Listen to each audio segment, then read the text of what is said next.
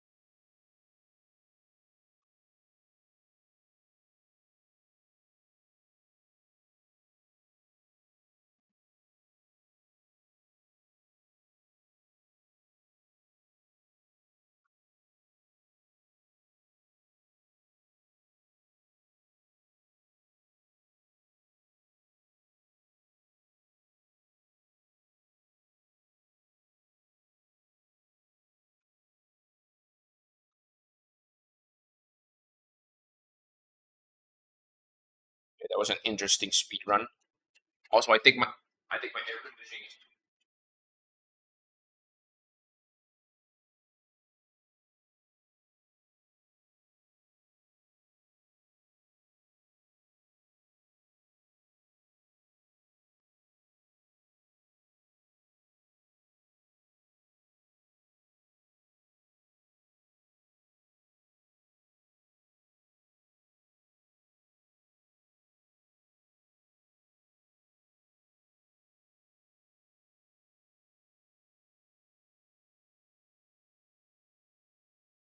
so far compared to the previous. What is this? So far compared to the previous seasons. Wait.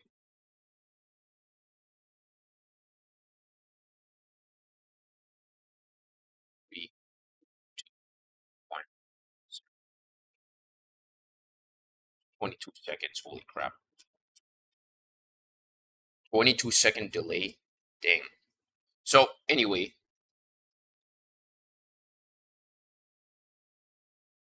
compared to the previous seasons, it seems like I think of all the Black Friday seasons that I have participated in previously, I think this is the I think this is by far the season that I have earned, or rather I have unlocked the most number of cars within a single season.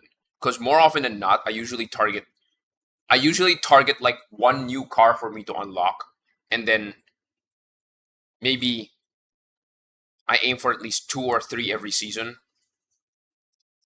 Or rather, the cars that are exclusive to that season, not the cars that are like that I can unlock new, which is the reason which is the reason why I have like 250 cars right now. Every time a new season shows up, I would typically aim for like one or two cars for me to unlock every season. Okay, you know what? Since I have not much to do right now for the intro, let's just do it.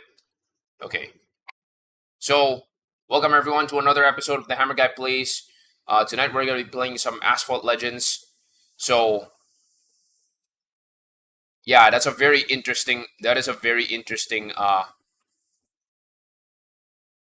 That yeah, that's a very interesting career display. Career tab on the screen, which is yeah.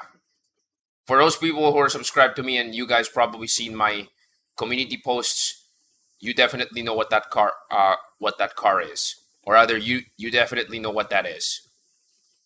But I will get to that in a little bit. Don't worry about it. So there's quite a number of events that definitely showed up this week, or rather, not just this week, like today. Since it's Black Friday, almost all of the events actually start up like today. I'm skipping the event. Hey, that's on you if you don't want to do the event. For me, the Black Friday spotlight is interesting because for me the value is in the um for me the value is the CC850 and the Nevera time attack blueprints for me. Like even if you're not gonna play the event, at least you're gonna be able to collect some free blueprints. Like okay, before we begin, as usual, uh okay,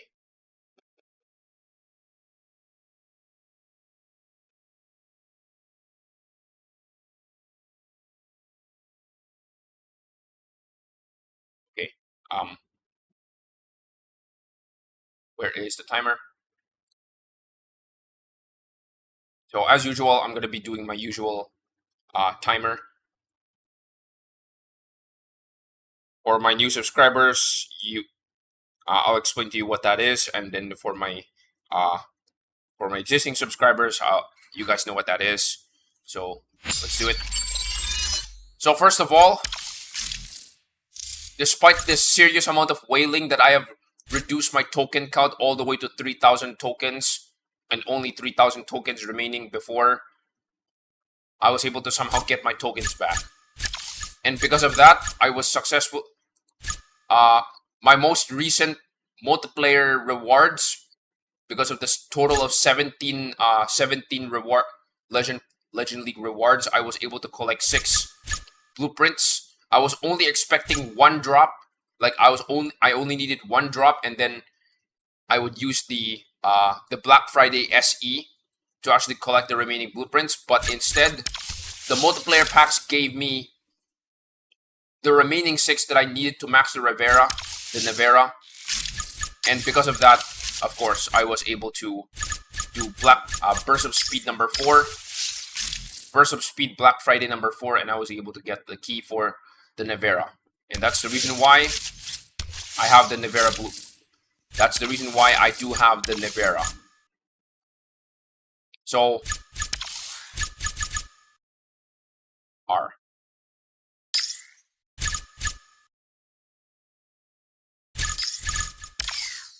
So this is my entire roster of Rematch cars. You got the Rematch C1. You got the Rematch CS, Concept S. So the S-Class cars, ironically, I actually have them at 4 stars for some reason. And then the Nevera is interestingly the only one that I currently have that is currently at 6 stars. But at the moment, I don't have it. I don't have it upgraded to 6 stars. I'm strategically milking this car for EXP. So until I milk this car properly for EXP and until I need it, I'm gonna keep it here.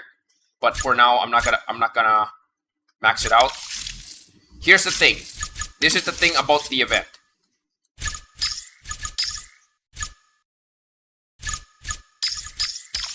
The way I see the Black Friday event, or the Burst of Speed event, I may not be able to unlock these cars. That is for sure. However, I assure you, when you consider that in the recent Drive Syndicate events, they keep reusing some old Drive Syndicate cars as Chapter 6 cars. I assure you, if you have these cars at 3 stars, if you have these cars at bare minimum 3 stars, they're gonna be incredibly easy for you to basically cheese the event. cheese their chapters in a future Drive Syndicate event. You'll never know when they're going to reuse these cars. So this is the reason why I am not skipping these events. Like hell nah. I may not be able to unlock the CC850 because clearly I am not buying the Spotlight Pass, unfortunately. What the heck? The Spotlight Pass is actually more expensive in the Steam version. Interesting. Is the Vision 111 keyed? I know the Vision 111 is keyed. Okay. I may not be able to unlock this car. That is for sure. But when you consider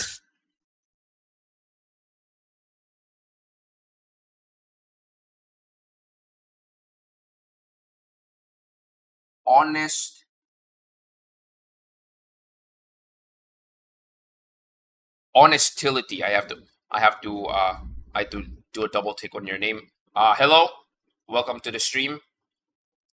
I think this is the first time I've seen you here, but I guess welcome to the stream.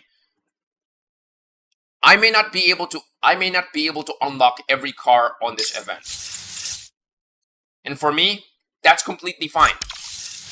But I assure you that there's a very large possibility that any of these cars are going to be available, or is going to be a car that's going to be used in a future Drive Syndicate. You'll never know. So having any of these 6-star cars at bare minimum 3 stars is going to be a massive boon. It's going to be a massive boost to your Drive Syndicate progress. Like, I remember Drive Syndicate 11, Blue Shadows, was it? Blue Shadows.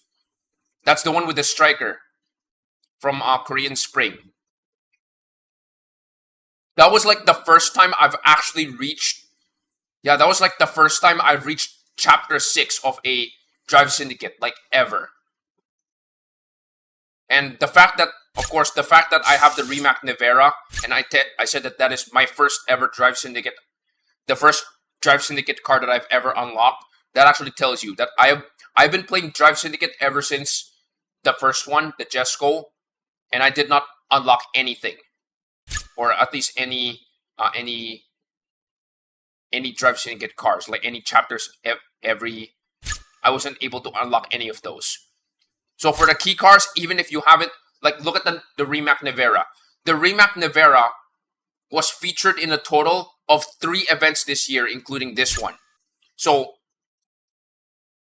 the Rimac Nevera was actually featured in Black Friday almost a year ago during the Chiron Super Sport SE. All right. So that's one. Then the Rimac Nevera was again featured in Burst of Speed Nitro Summerfest. Yeah, Burst of Speed Nitro Summerfest. And then it was also the reward car of the SE for that season. And now it showed up again in this Burst of Speed. But the overarching thing that you may have noticed for this split is that the Rimac Nevera is like the prize car for the multiplayer packs. So with a whopping total of 4 different events, both SE and LTE, and the fact that it's also featured as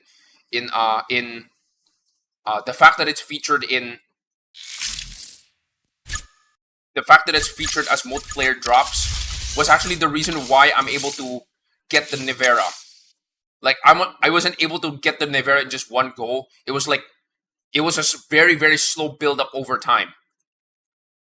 So as you can see here from the Platinum League, you can see that the Rimac Nevera is actually the featured drop here. At this point, all of these cars I've already unlocked. So basically, I'm just farming for tokens at this point, and maybe, I guess, some flex points at this point for this Gold League, unfortunately. So yeah. Anyway, let's get started. Let's not start with daily events. Let's start with seasonal events. So let's start with the Koenigsegg 1. The Koenigsegg 1 right now features the striker. Requires the Lycan Hypersport. So we're gonna do a quick overclock for 1 day.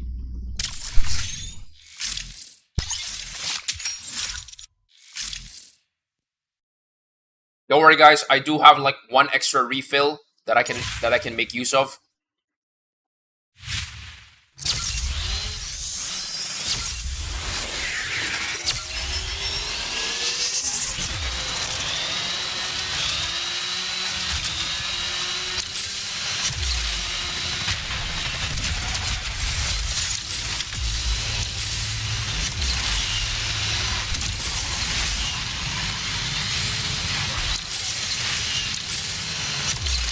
Oh wait, this is Dockside Drift.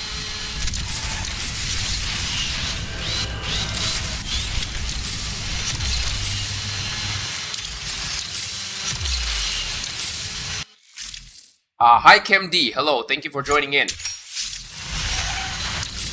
Let's just say that not much has happened right now, but either way, I hope you're enjoying.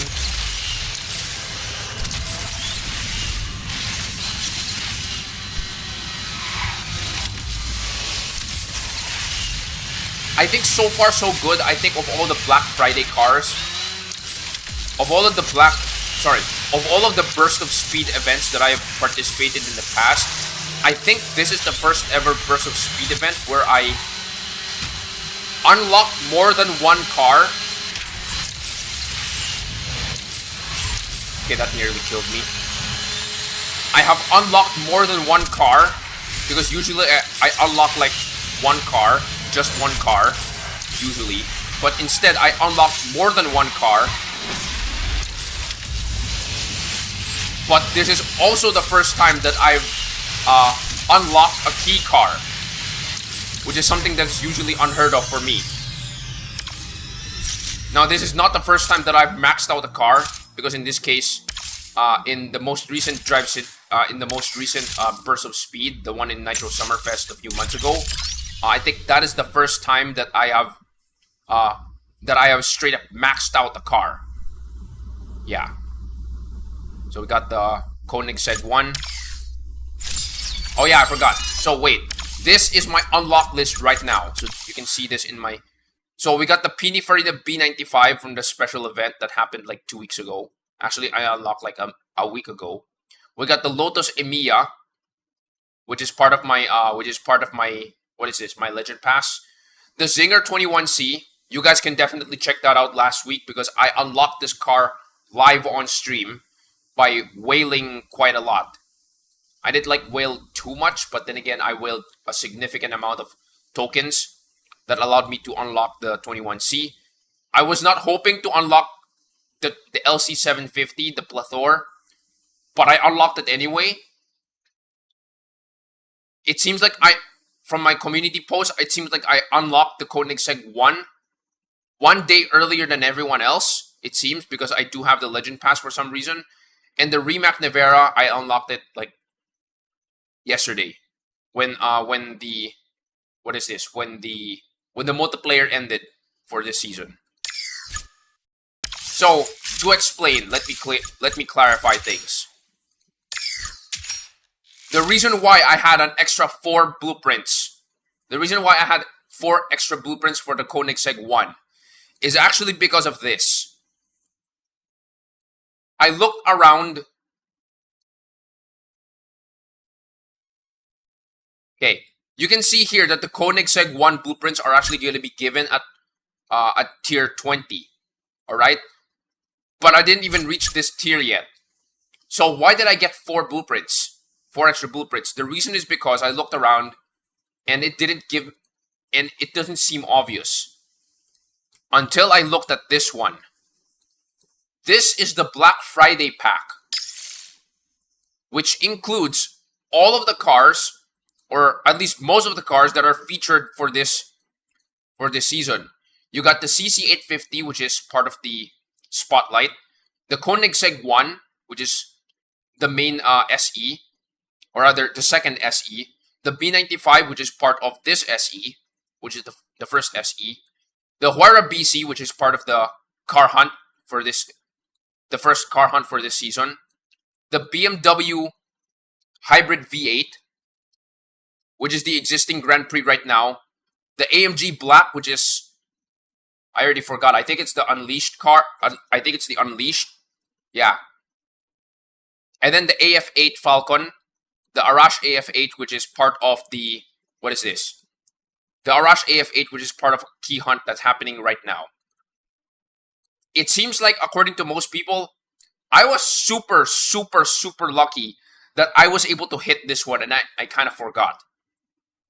Because of all of these things that can show up 5 times, I was able to hit the Koenigsegg 1. Which is the reason why I was able to unlock this car 1 day early than everyone else. So that's the reason, that is the explainer to why I have it unlocked early. So for a quick display, yeah, for a quick display, this is the Koenigsegg 1-to-1.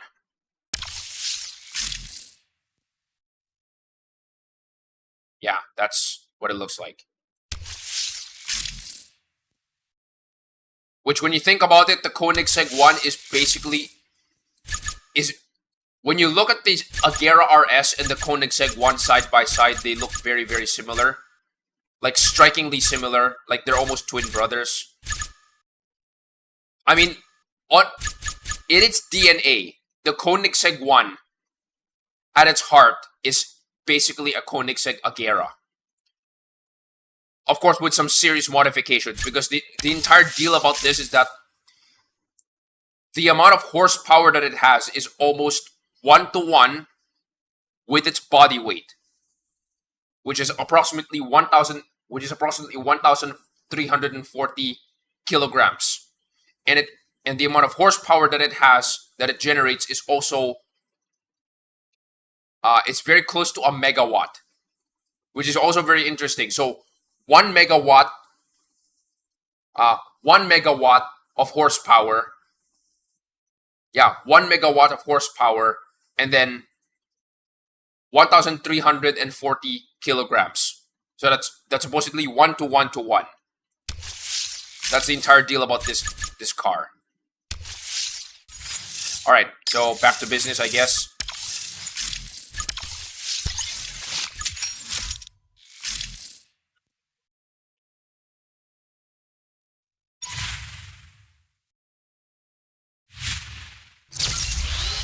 To be fair, having my first ever Drive Syndicate car unlocked is actually pretty, it's actually pretty wild, because never in my entire playthrough of this game I have ever thought of actually unlocking a Drive Syndicate car without serious wailing, like without actually paying for money.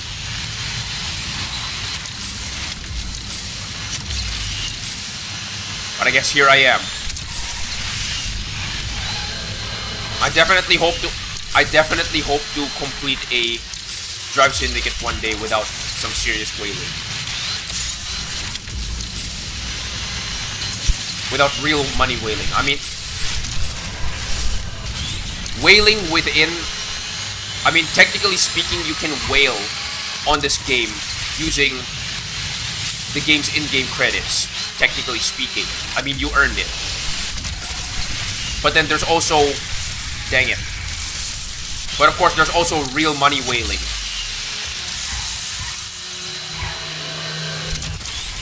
Like straight up giving the game developers their money. 1 megawatt is 1341 HP.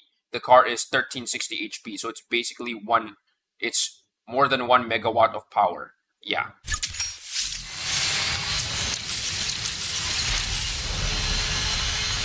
Technically speaking, it's not like the name 1-to-1 is referring to. It's very close. Like, it's very close to the car body ratio. The power to weight ratio is almost 1-to-1. That's the entire deal. and it's very close to a megawatt.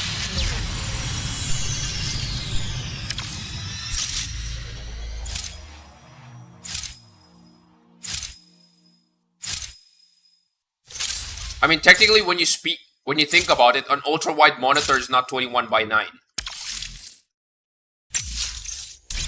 If you're gonna do the measurements of an ultra-wide monitor, what is this? If you're gonna do the measurements of an ultra-wide monitor is actually, if you're gonna do the math, it's 2560 by 1080 is actually, oh my god, 21.33333 to 9. But then again, of course, the problem here is that even as a math person, even as someone who enjoys number crunching for fun, I assure you, showing decimal places is more often than not really unappealing.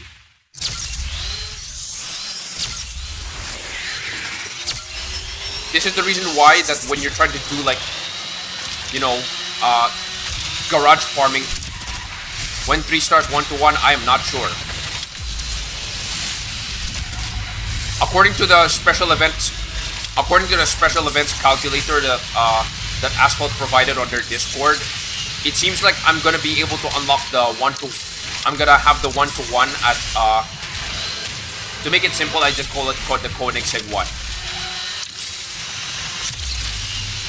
But then again, that also sometimes causes some communication issues, so I just call it the Agera 1, because technically speaking, it is a modified Agera.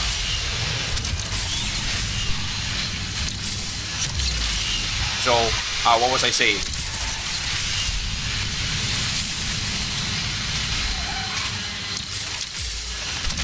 Wait, what was I saying? According to the special events calculator, I'm gonna have the car at bare minimum 2 stars. I'm guaranteed at least 2 stars with the car. 3 stars, I'm gonna have to wail a little bit.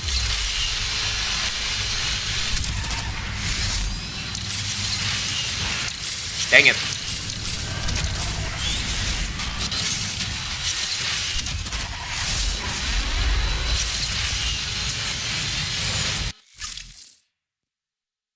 In my case of the event calculator, 5 BPs left until 2 stars. Alright. Which means you're gonna have to spend like 900 tokens or something in order for you to get at least... Wait, that's not even an option. Wait, no. The event calculator does not... Okay, wait, hold on. I was showing this a while ago. The event calculator, unfortunately, does not take into account this extra 1 BP that is given on the free tier, on the free season missions. So technically speaking, you're currently you will be 4 BPs away from leveling up to 2 stars. And of course, if you're gonna look at the drops, wait, where's the drops? No. Where is it? Here it is. Ah, darn it, it only gives 3. Wait. The burst of speed packs gives 4 minimum. The one for the 1-to-1 packs is 3. Dang it. So close. That's pretty bad. Okay. Oh well, anyway.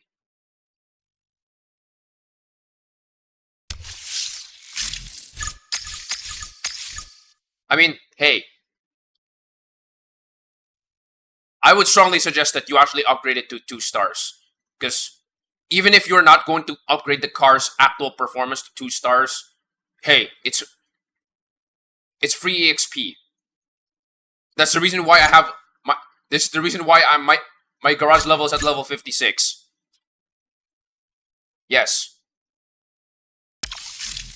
Like, this is the reason why my garage level is at level 56. Like, look at this.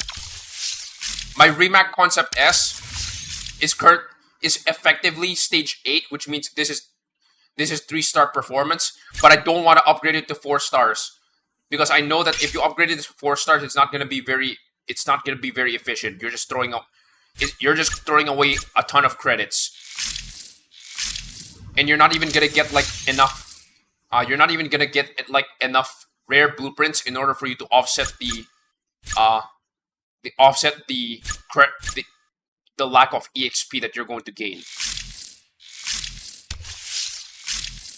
Likewise, in my case, it's also the same with the remap Nevera. I currently have the remap Nevera at 3 stars. I mean, it's performance-wise 3 stars, and I can upgrade it to stage 13 if I want, assuming I have the credits.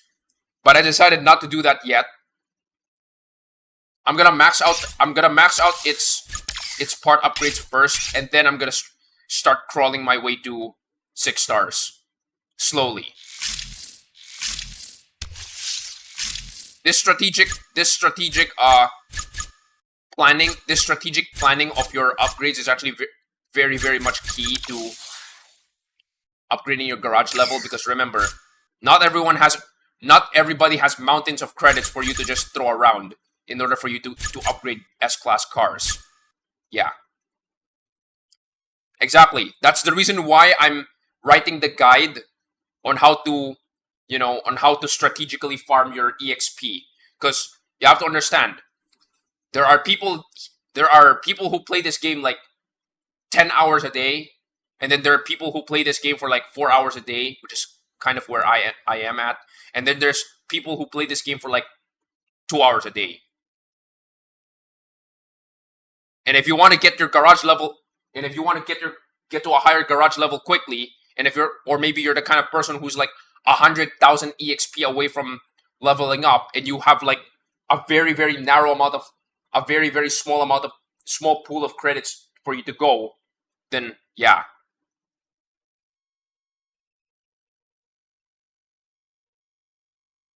There are a lot of people who actually keep questioning how the fudge cake do I even have?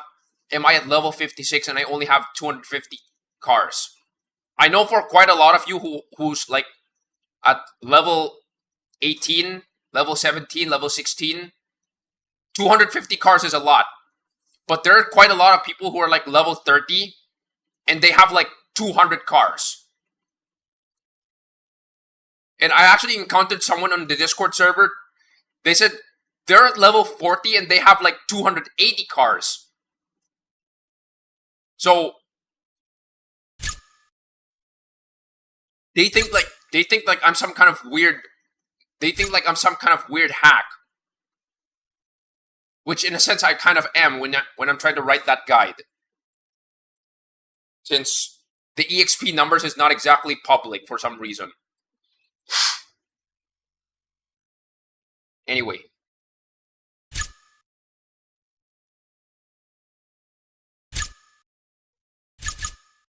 Like my general guideline here is that I'm not telling you that you shouldn't upgrade your car.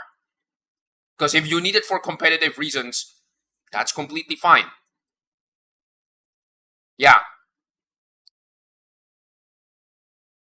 I'm not going to tell you to not upgrade your car. Alright? Because as much as possible, the reason why you upgrade your car is so that you want it to perform better competitively.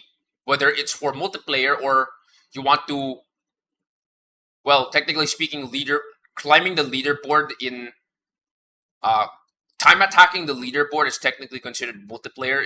It's not like active 1v1 multiplayer, kind of like that. I'm not telling you that you shouldn't upgrade your car. It's just that in the perspective of trying to upgrade your car to milk your EXP, these cars are not the right way to do it. Or rather, I mean, you can use these cars for sure, but the smart thing to do is actually upgrade your car to only upgrade an S-class car only up to 3 stars, in this case stage 8, and then you leave it there for a while until you need it until you actually need it. That is the strat. Because for A and S class cars that have 6 stars, which I would call epic 6 cars, because the number of stars actually denote the rarity of the blueprint. But then again, these blueprints are basically the same as epic cars, so but I assure you, they're functionally the same. Or sorry, they're functionally different. A-class and S-class Epic 6 cars are like incredibly expensive and they have low EXP gain. That by the time that you reach the upper levels of the upper stars, it's like really, really difficult to justify. Like, yes, I get it, you need it for multiplayer, and maybe you need it to get out of a gold 1, and I assure you that that's the number one reason why you want to upgrade it to 6 stars, so that you can get an advantage of, you know, getting out of the gold 1 barrier. But for the purpose of milking cars that are just sitting in your garage, upgrading all of them to stage 13 is not the right thing to do.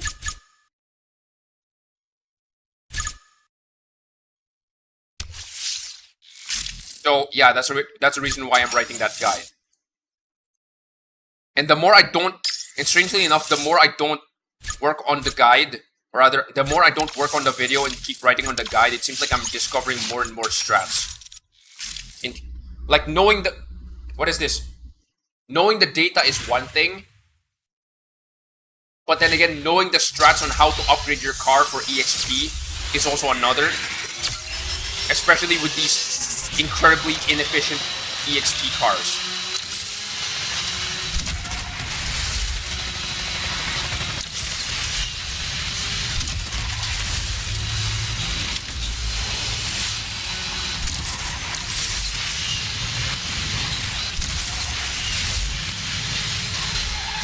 Like, here's an example.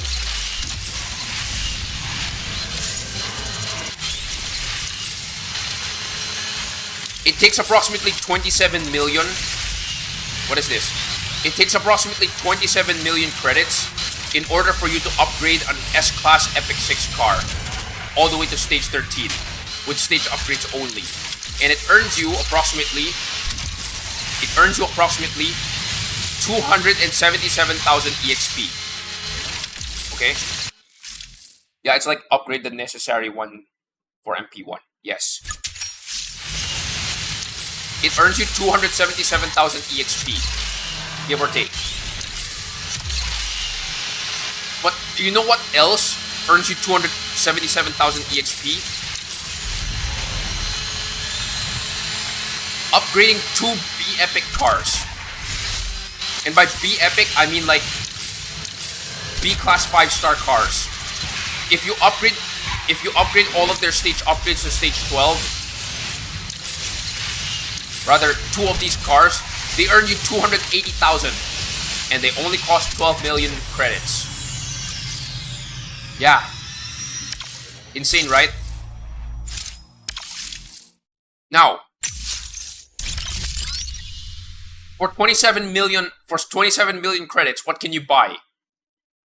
Well, you can buy 4. You can buy the upgrades from stage 1 to stage 12 of 4 B-Epic cars. That means you upgrade an Apex AP0, you can upgrade a 600 LT, you can upgrade a Huracan, and then maybe you can upgrade a Berlinetta. Upgrade all of their stages to stage 12. So that's 4 times. Okay? That almost reaches 27 million. Yeah, that almost reaches 27 million. Specifically, they reach like 25 million. And they earn 570,000 EXP. So literally almost double the amount that you're gonna upgrade an S-Class Epic 6 car. Yeah. So that comparison, you know what they always say? Comparison is the thief of joy. So now that you know that, well, yeah, you get no joy. Who's that Japanese person again? This one sparks joy. This one does not.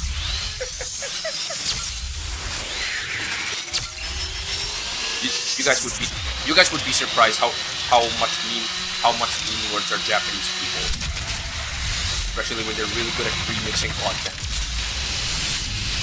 within copyright law, of course. God. Anyway.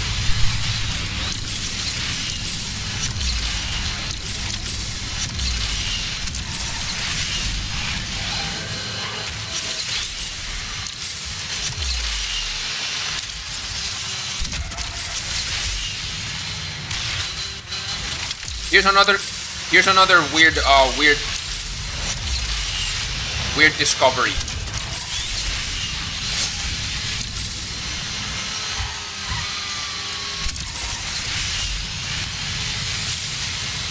Five-star cars and six-star cars are both considered as epic blueprint, are both classified as epic cars, which is the reason why I call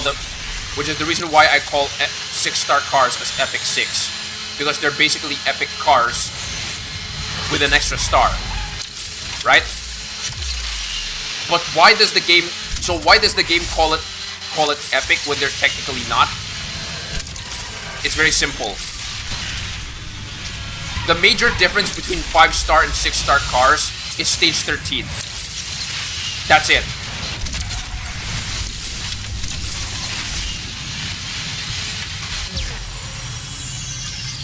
The major difference between 5-star cars and 6-star cars in the game is the stage 13. So what does stage 13 do? Stage 13 does not really... The actual upgrade to stage 13 is actually not that different compared to stage 12. Because realistically speaking, buying stage 11 and stage 12 combined is actually going to produce more performance than stage 13. So, my conclusion to that is 250, really?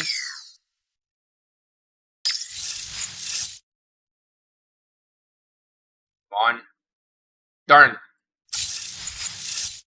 Yoink me again. My conclusion to that is stage 12.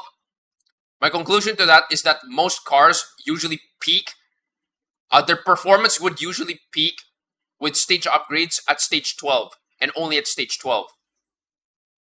So what does stage 13 bring to the table? It's simple. Epic parts. Stage 5-star cars or epic cars only have a total of 8 epics. 6-star cars have a total of 12 epics. But as you know, stage 13, at stage 12, you only have like 2 or 4 epics unlocked. But when you get to stage 13, you get the full complement of, you get the full access to all of these epic parts.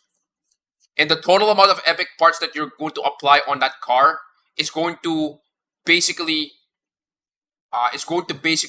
outperform just the stage 13.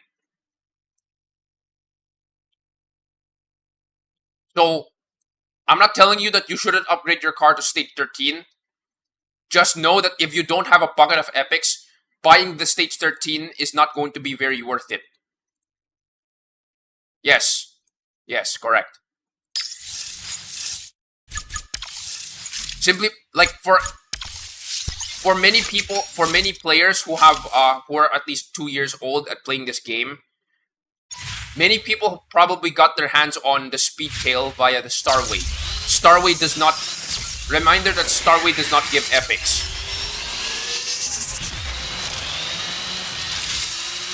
So if you have all of the cars, if you have all of the supporting cars, if you have all of the supporting cars for the Speedtail Starway, you basically get a 5-star Speedtail, right? At 5 stars, you can use that in Platinum 2. Well, during the time when the Speedtail was in Platinum 2, but for the longest time the Speedtail was part of Platinum 1. Right? This car is a beast at 5 stars. That is for sure.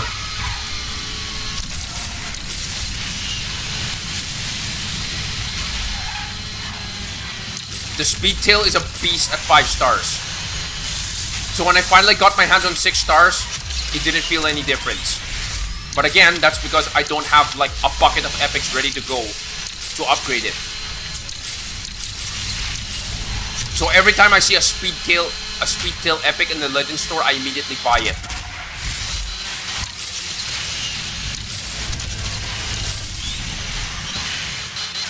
Dang it.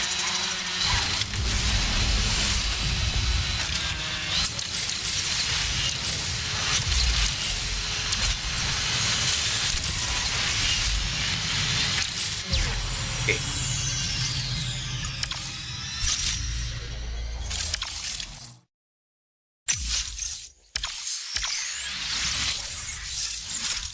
You're really going to yoink me with that extra condition, huh? There's like a new level of hell for them. There's a new level of trolling. Can be used. Maybe my Plat 2 lobby is always a bunch of Evo SF90. So I miss its potential. Oof. Yeah, before the Evo tuning, I have a YouTube short. Called Cian versus Ultima Rammer lobby. Yeah, that was the Platinum 1 lobby before. In Unbreakable. It's just full of Ultimas. Wait a minute. You know what? I remembered something.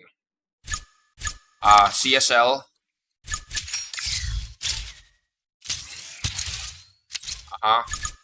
Scalo.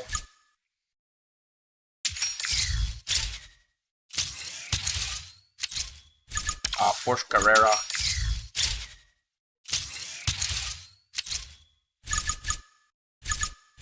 Obviously, the Sienna I've already done with this.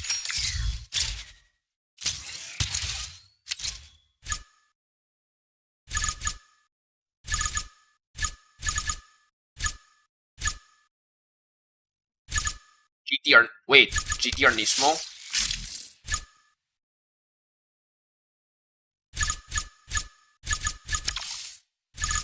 Oh! I nearly forgot about this. Got him. Okay.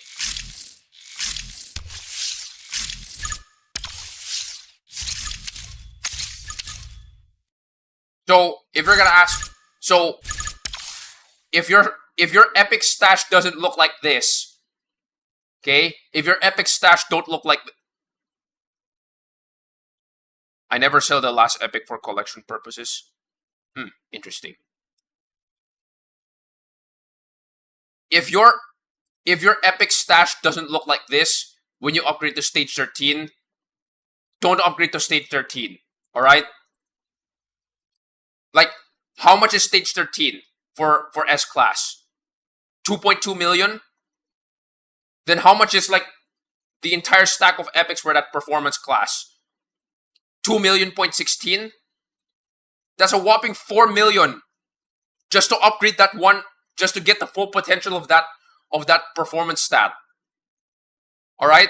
So if you're not prepared to, if you don't have a full stack of epics, and if you don't have a full stack of epics when you upgrade it to stage 13, don't buy stage 13. Like, you're literally throwing money away. The performance difference between stage 12 and stage 13 is not that much. The value of stage 13 is really from upgrading for getting epics. All right. I'm actually gonna. How much am I gonna get from? Holy fudge! That's insane. For context, by the way, I did mention that I do have the Legend Pass for this season. So I just a while ago I got in the trade coin bonus. I've already maxed out the trade coin bonus, which is the reason why I'm selling some of the epics that I don't need anymore. Yeah, so that's why. Which I'm probably gonna have to do that off stream. Okay, anyway, what was I doing? Oh yeah, stretch break. Okay.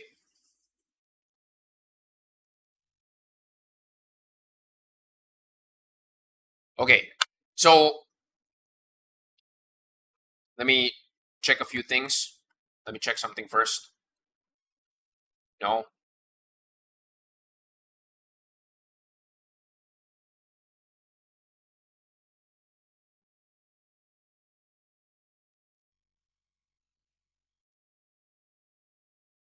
Upgrade the Gear RS acceleration to state 13. And then put 2 epics to max out the stack. Okay, interesting. Let me check something first. What? I ended my stream at 533 subscribers. Okay, interesting. So for those who are familiar with, for those who are not familiar with my channel, what I typically do is that once every 40 minutes, I would typically take a break from whatever I'm doing because I don't want to get overstimulated. I am one of those neurodivergent types, unfortunately, or fortunately, I don't know. I'm one of those neurodivergent types, so therefore I should try to regulate the amount of, game stimulation that I do. So in this case, I limit my game time to only 40 minutes. So what do I do in this stretch break? Well, I typically do cardio. So in order for me to do cardio, by the way, I basically put some interaction, some viewer interaction. So if you are a new subscriber, I'm going to acknowledge your subscribe. Yeah, I'm going to acknowledge your subscribe, and I will do 10 jumping jacks for every new subscriber. What is this? If you're already an existing subscriber, you can always just drop a like. That's also well appreciated. And I'm only gonna do this once every stretch break so that I can prevent weird. Do not be exhausted grinding credits. Yes, that's also valid as well. But then I'm physically active, which is so I'm definitely inclined to do that. Okay. So 3 subscribers keep. So there are 3 new subscribers from my previous stream. Okay. For context, by the way, this is a 10-pound weight and 4.5 kilograms for everyone else who are not American. Okay. 30 jumping jacks. All right. Let's do it. 1, 2, 3, 4, 5, 6, 7, 8, 9, 10, 9, 8, 7, 6, 5, 4, 3, 2, 1, 20, 1, 2, 3, 4, 5, 6, 7, 8, 9, 10. Okay. Okay. Anyway. So for the new subscribers, thanks for the subscribe.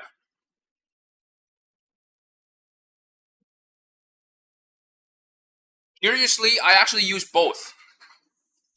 I would definitely prefer metric. However, you'd be surprised. In many cases, I also use I sometimes use pounds. The quote-unquote freedom units actually make sense when you're trying to make it relate to because okay,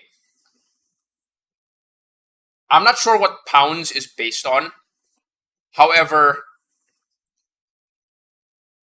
the measurement for feet is very interesting because it relates to a foot. Like even if a foot is bigger than most people's feet, for me it's actually easier to it's easy to visualize a foot. So when I tell people that if people don't understand that what my height is 167 centimeters, I would tell them 5'6". For them it's actually easier it's easier for them to visualize 5'6" than 1.67 centimeters. Like not everyone knows what a meter looks like. That's for sure. For measuring things that are not organic, metric makes sense. But when you have to relate it to your body in some way, then it would also make sense. It actually makes better sense to use freedom units. That's how I see it. However, for distance, However, for distance, that doesn't relate to me. Uh, it doesn't really. Yeah, the freedom units doesn't really make sense. In my case, it's easy to visualize for me that I'm 150 pounds.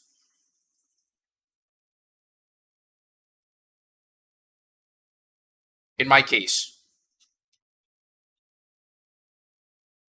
And also, since you said no one here use freedom units, yeah, you'd be surprised how many Americans sometimes drop into my stream as well. You'd be very surprised. Anyway, like I know right now based on my time zone, I know that there's quite a lot of Indians are showing up, because they're like the biggest. They're like the biggest demographic of. Sorry, they're the biggest target. They're the biggest demographic of this game. That's for sure. I'm not gonna deny that, but you'd be surprised how many Americans drop here as well. And in my case, if I'm doing workouts, most of the time I use pounds, so I can easily visualize 10 pounds, 20 pounds, 40 pounds, 45 pounds, right? Like why do I have to math just to get 4.5 kilograms, right? But hey, that's only my perspective.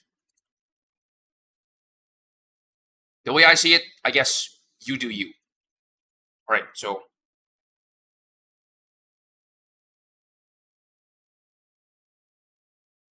unfortunately, I'm gonna have to flip flop. Wait, go to the live dashboard. Damn it.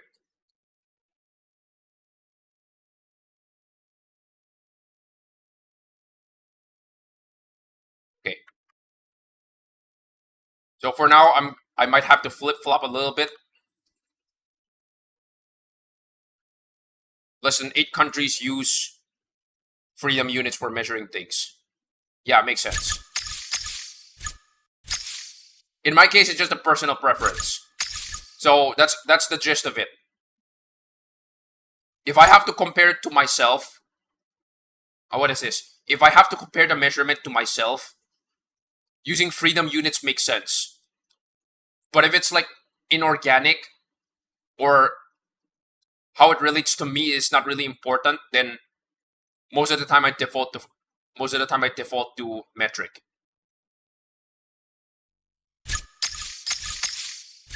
However, Fahrenheit can go to the gulag, that's for sure. It never makes sense. For me, it never made sense.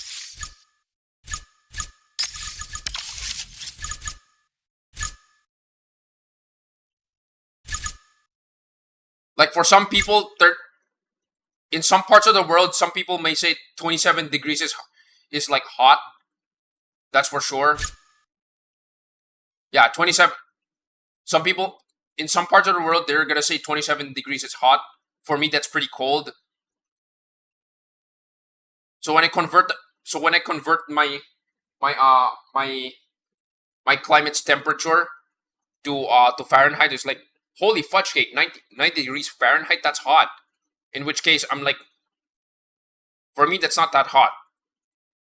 Yeah. So unfortunately, based on the climate, some people perceive temperature differently. Like because I live in the tropical country, in the middle of the sea, in Asia. For me, 35. For me, 32, 33, 35. That's not that hot. I just have to turn on the fan. That's it. But it's not that hot. Meanwhile, for either Americans or Europeans, it's like, holy fudge cake. That's like basically hell or something.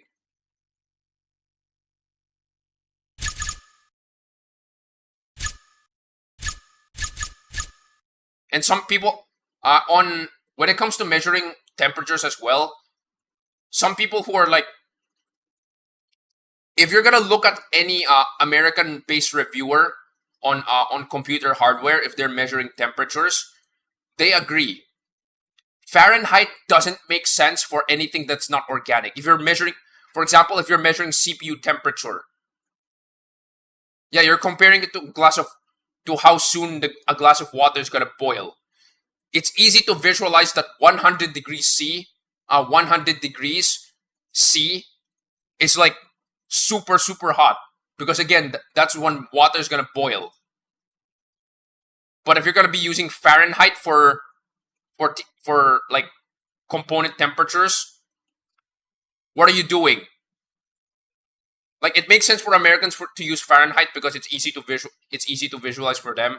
Like 0 degrees is super cold, 100 degrees is super hot. But then again, of course, the problem there is that not every country perceives that temperature consistently. So yeah. Okay, what's the next event that I'm trying to do? Ah, dang it, it disconnected. Sorry about that.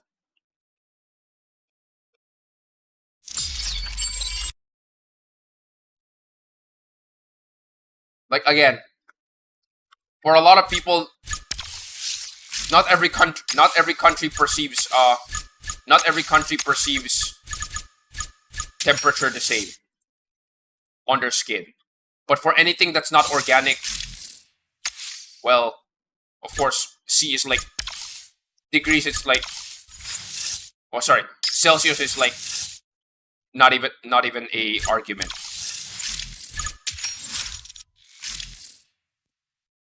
Love this animation.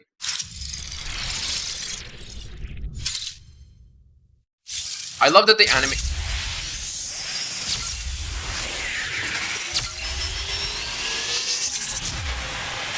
I love the animation for the loading screen, which is basic. I love the animation for the loading screen, which is basically fire sale. It's basically fire sale, and at the same time, people ripping off the tag or something.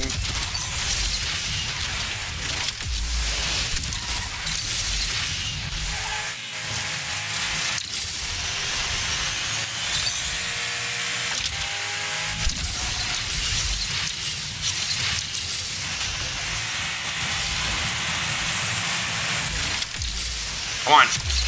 Got him.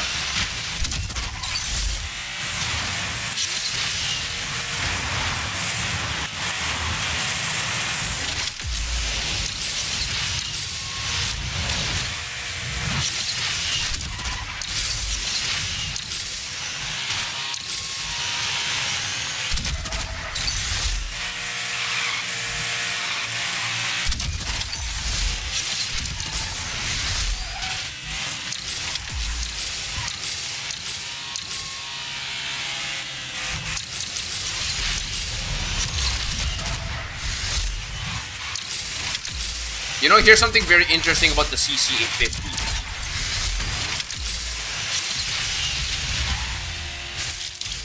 So as of right now, I'm not sure if this Sadir's Spear is technically a Yesco variant, just like how the Koenigsegg 1 is basically a Agera variant as well. So I'm guessing the CC850 is actually their newest car.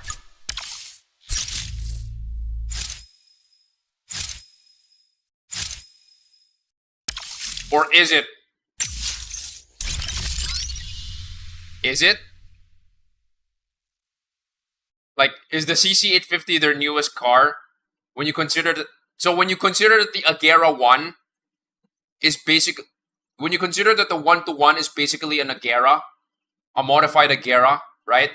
And then the Yesco has like the Yesco Absolute, and then the Sadir Spear. Sadir Spear is basically, you would think that the CC850 is a new car. But here's a hint. It starts with CC. You know what CC is actually very similar to?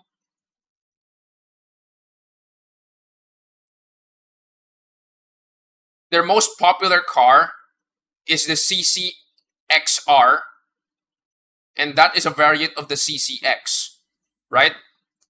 Yeah, we can consider the CC850 as the newest model for now. But here's the thing. Would you consider the Countach as Lamborghini, one of Lamborghini's new models? Because the Countach is based on, well, the Countach, right? The CC850 actually pays homage to their first car. Their first car is the CC8S. So if you modify the letter S into a 5 and then you add a 0, it becomes the CC850. So basically, the CC850 is primarily an evolution of their first car. Now, yes, that's why it looks. That's why the first time I saw the CC850 is like, is this an old car? Because one look at the CC850, I'm immediately reminded of. Wait.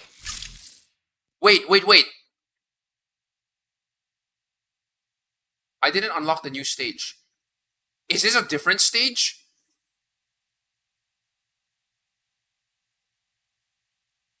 Oh my god. It's dynamic. It was Himalayas, right?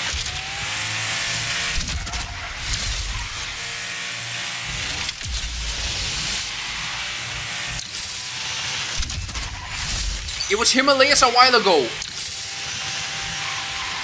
It changes. Okay. It's the same stage, but you're playing a different map. Okay, that's actually a first. I didn't realize that.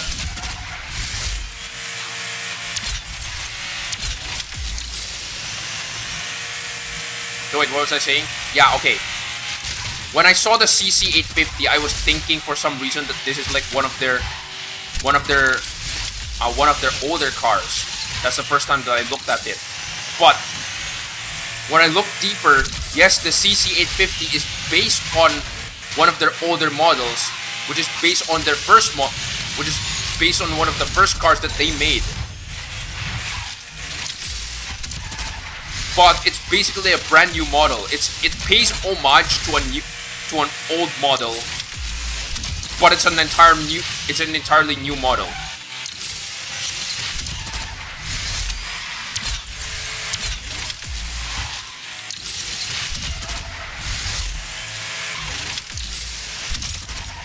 I just need one more.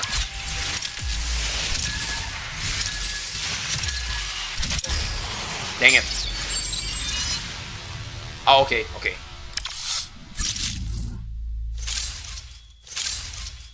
Dang it.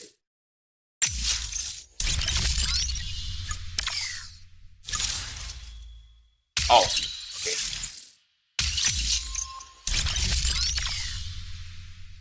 Okay. So I have 1,025. I don't know what you call this tokens. Asphalt tokens, I think. So, what are my options? The Nevera TA is obviously it. Excuse me. Why is the 296 GTB more expensive than the CC850? Holy crap! Oh, wait! This is just one? Oh, that's why the Vision 111 is like really expensive, because there's 4. The 296 GTB is selling 2, so therefore this is just 300. But the Nevera Time Attack was like being sold for. The Nevera Time Attack is just 1. The CC850 is just 1. No wonder.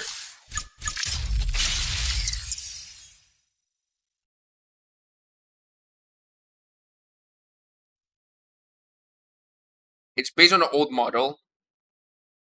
Now put it in the dual type gearbox and make it 1-to-1, like the 1-to-1 ratio, like the 1-to-1. Interesting. Okay. Yes.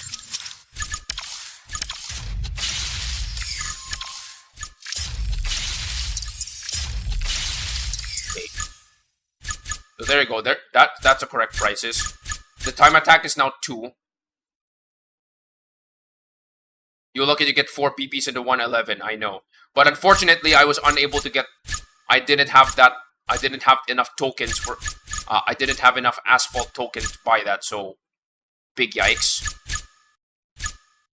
So right now, what I'm after definitely is the Nevera Time Attack and the CC850. That's for sure. But I guess for now I'm gonna be going with the Nevera time attack. Because this one is very close to starting up. By the way, quick note. Okay, November 9. Wait. Darn it! No wonder I was getting such a low gain. Okay, whatever. Quick note.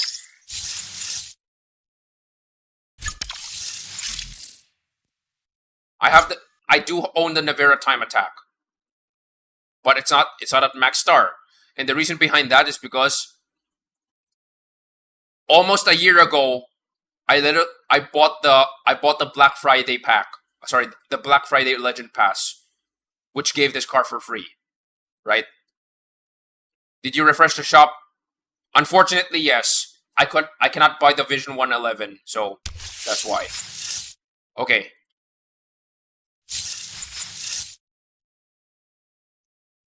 Oh, I still have one. I still have one more. You know what? Let's do it. Two 360s in one go. Collect 6.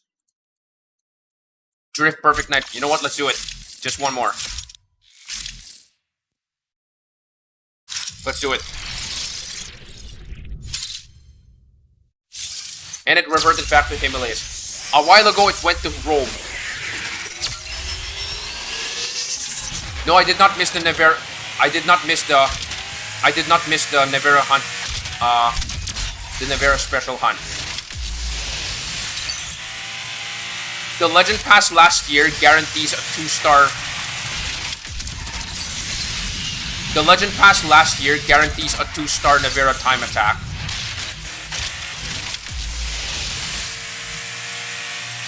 The special hunt is guaranteed to. Because the special hunt this year was weird. Like, who the fudge cake puts a special hunt that's like. Why is there a special hunt in which the tracks are like 90-second tracks? Yeah, that was the big yikes of the time at the Nevera TA. So, due to time constraints, I was unable to get the car max. So, which is the reason why I only had it at 4 stars. But I had a significant amount of blueprints that enabled me to get enough to where I am right now.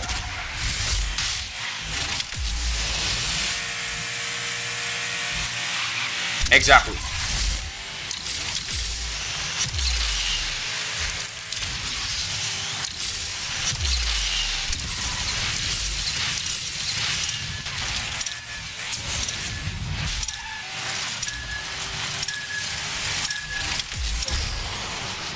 Alright. I got 10. Yes. Wait, what?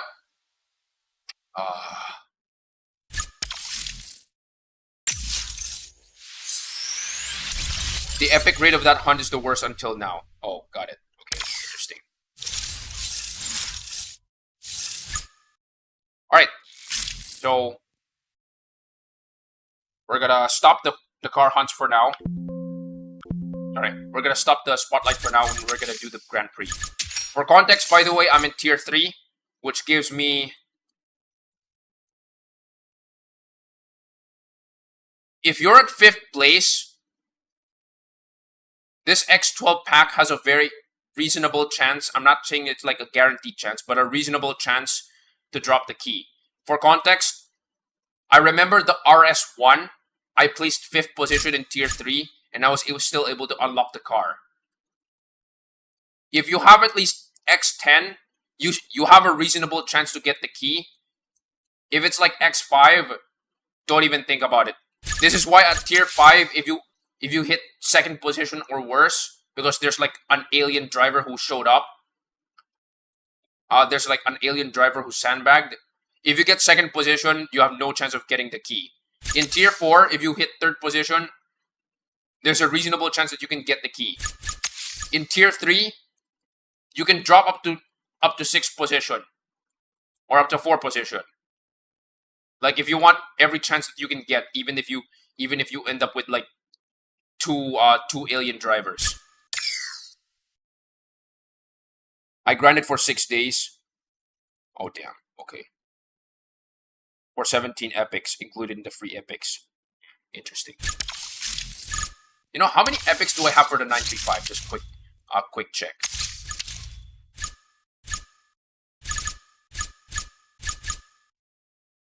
Do I have 935 epics? Oh, I still have one more. Okay. Interesting. I'm gonna sell you later. Okay, let's do the M Hybrid V8. What track is this? Wait, Frozen Route? Oh, interesting.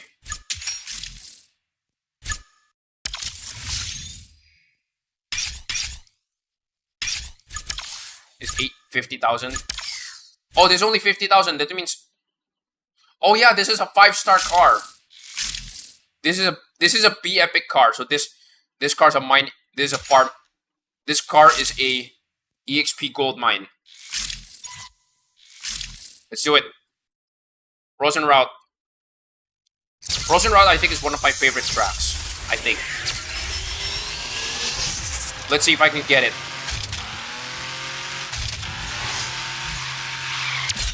Oh yeah, got him.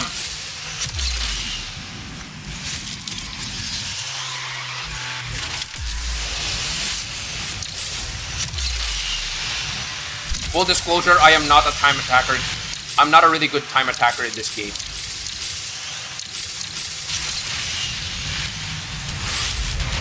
Like, I know...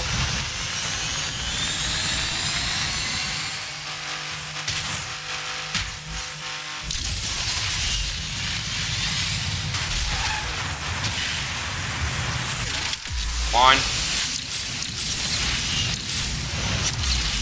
Full disclosure, I am not a time attacker in this game. Like, more often than not, I would usually hang around the top 10%. Usually, I would like hang around the top 10% of an LTE leaderboard. But if it's like top 100, nah, don't even think about it. I'm not even gonna try. Okay.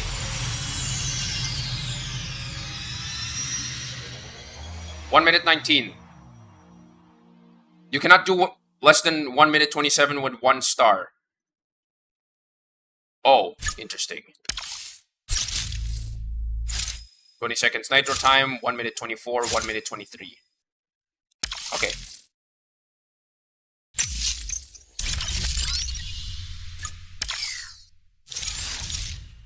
Wait, let me see my opponents. Have they posted any? No one. Oh, okay. 1 minute 17. You cannot do faster than 1 minute 17. Okay. Let's see if I can get a feel of this card, and let's see if I can try to beat that time.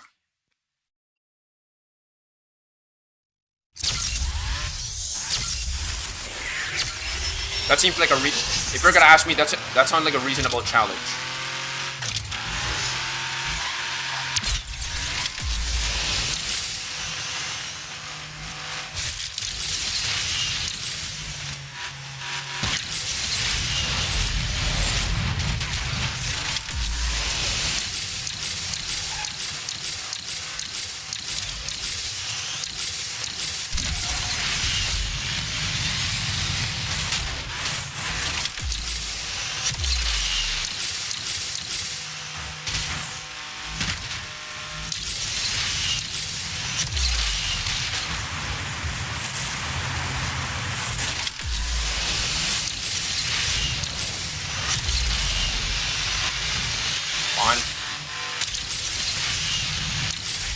Dang it. Wall ride fail. That was bad. Wait, hold on.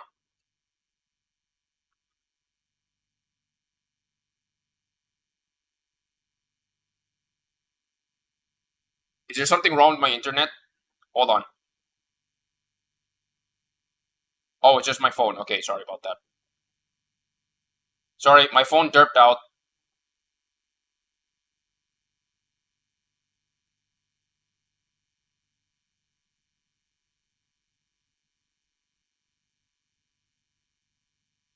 Wait.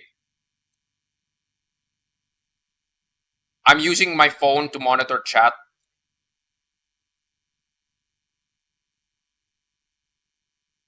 And I'm using my PC's Wi-Fi. Really? Okay. Disconnect the hotspot. Okay. Re-enable the hotspot. Re-enable the Wi-Fi. No, that's the wrong one.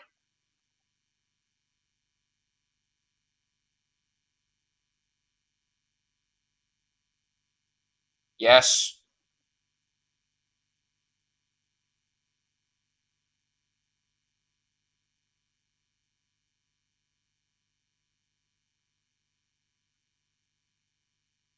Like if you have a really big antenna, if you have a really big antenna on your Wi-Fi.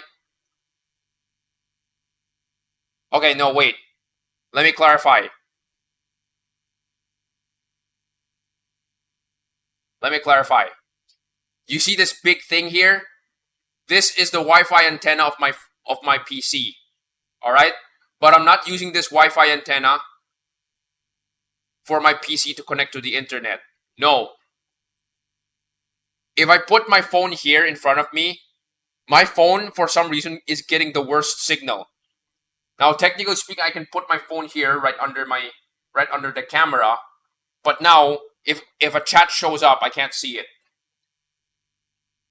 So to mitigate that problem, I put it over here, and then I connect to my PC's hotspot, which is over here. This is a big antenna. I mean, if you're gonna think about it, more often than not, you only need those tiny USB stick antennas. Like, oh, I actually have a few here. This is one. There's this kind of antenna, which is all you need. In most cases, like this is all you need. But then, why do other companies sell this kind of Wi-Fi adapter that has like big overcompensating antennas? And sometimes they even sell like antennas with like an adapter with like 2 antennas. Well, other than connecting to cellular, maybe it's literally to create a LAN in your own room. Okay.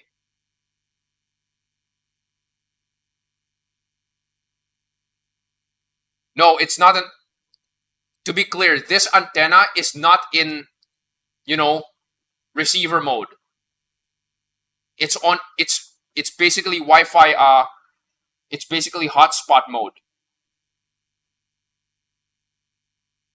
My PC is running on cable. Rather, my PC is running on Ethernet. So I think my hotspot,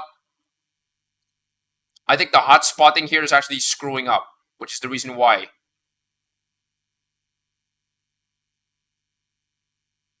Okay. Sorry about that.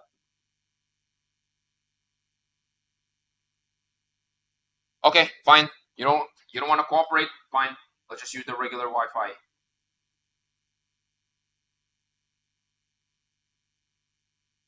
Usually the solution here is to log out to basically do a basic. Yes, it is basically the router. Correct. It's the router exclusively for my room, so that we don't have to compete with the house's Wi-Fi. Because my mom is probably watching some Netflix drama or something. I don't know. Anyway, back to business. I'm just gonna have to.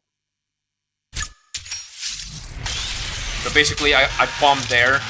I stuck to the wall way too often. Okay.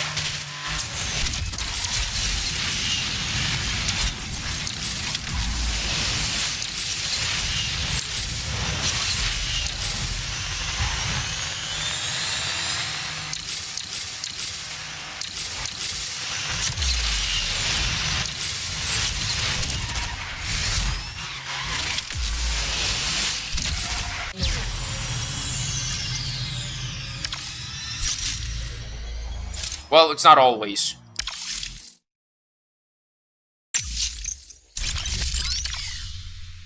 Okay, so basically a bomb there, that kind of makes sense.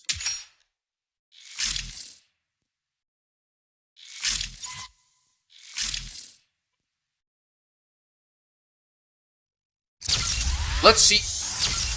Yeah, let's see if I can do a better time than 1 minute 19. Because that sounds like a challenge.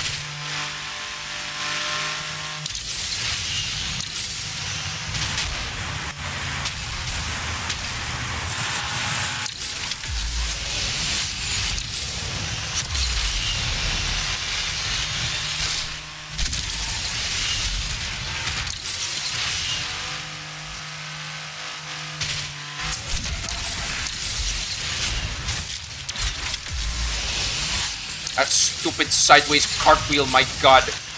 I hate that. I have an upcoming clip where I perform a cartwheel to overtake an opponent. And it failed because he overtook me anyway. Oh well. Geck. Well, at least it's faster than 1 minute 20. So that's still pretty good.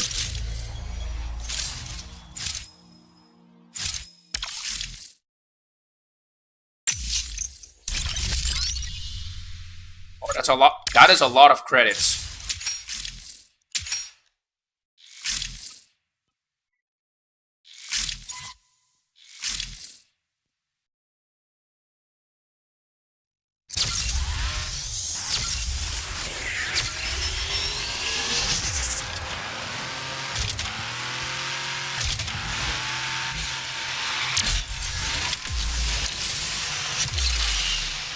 If you're gonna ask me, going in between those two nitro bottles is actually a pretty sick strategy.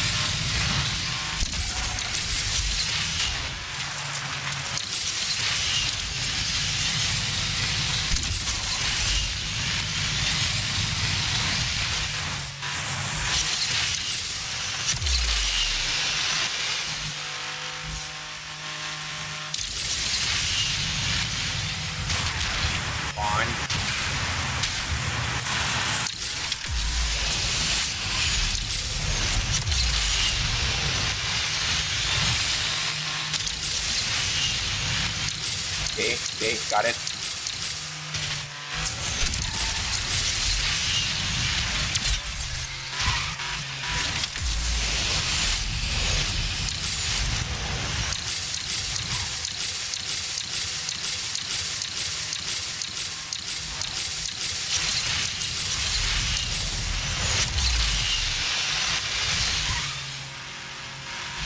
Dang it, so close.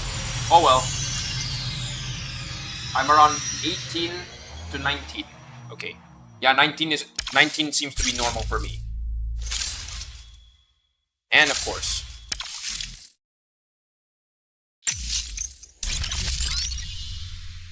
So, for trolling purposes, I'm not going to upgrade my car to 3 stars.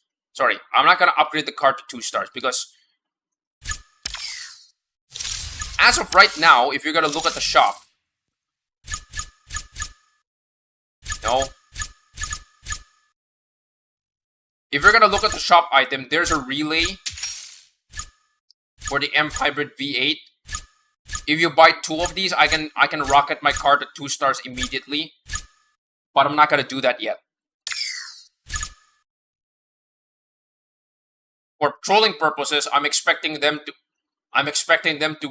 to try to beat the time with a 2-star M Hybrid V8.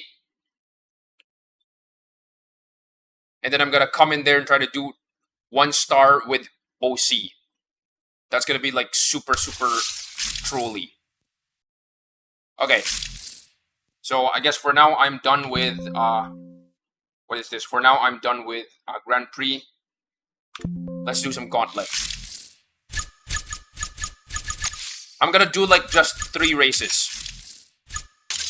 And of course I'm demoted because I'm sandbagging. Okay, makes sense. To be fair, I think my time is like super rage baity. I think. Like 27 seconds with the Enzo in hairpin. Is it? No, this is straight sprint. 27 seconds with straight sprint on an Enzo is definitely asking to be wrecked. That's for sure. 37 seconds on icebreakers is not bad, but also that's pretty bad for this time in Division 5. By the way, this is Division 5. So this is my sandbag time. This is not my real time. I'm going to bring out my real time on Tuesday. Alright, so let's see. What do we got? This guy's a sandbagger, so wait. Let me check my other sandbag options. 1098. Who's the lowest rank here? No.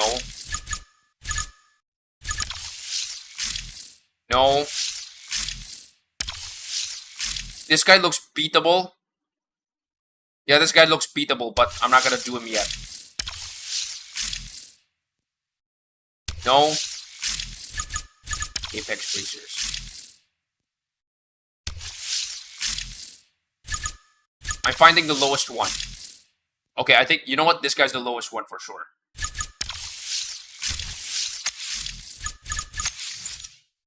Rocky Valley at 23 seconds.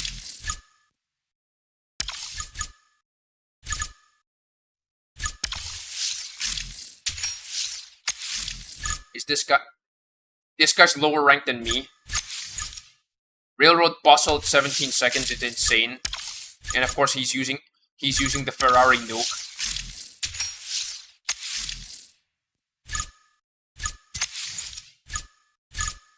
And then I think I'm just gonna auto-select the others. Water Run, okay, good. Out of the center, Leap of Fail. No.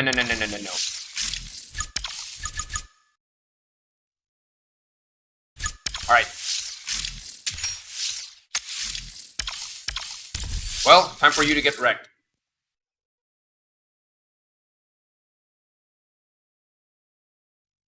Let's see if I can beat his...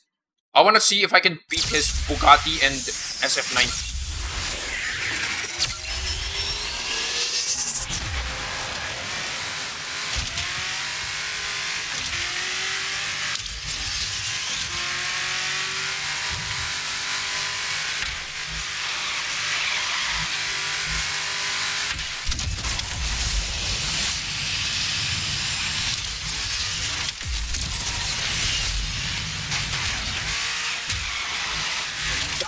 Okay.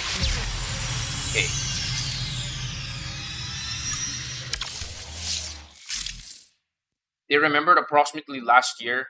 Was it last year? No. 2 years ago when there was a burst of speed that involves the LVN. Trying to get that last 2 corners with the LVN was insane. Because the LVN's drifting rate... The LVN is a floaty monster, but its drifting radius is brutally low or brutally wide.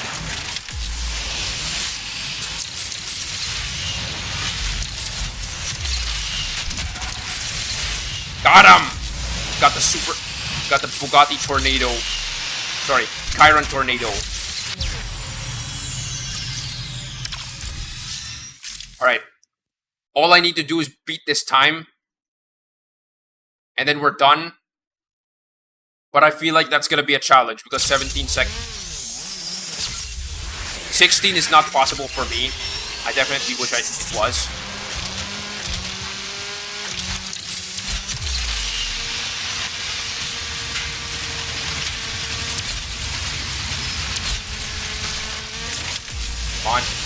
Come on. Dang, he's faster. Okay, too bad.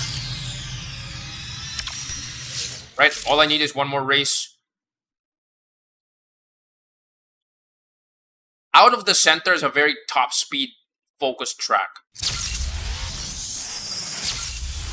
Like, it's a very long sprint. Like, this track is actually longer than 30 seconds. The fastest I can do is like 37, 36. So the solution to this is that if you're, in many cases, the solution most of the time is just match the guy's acceleration and then beat him with a faster car. That's literally it.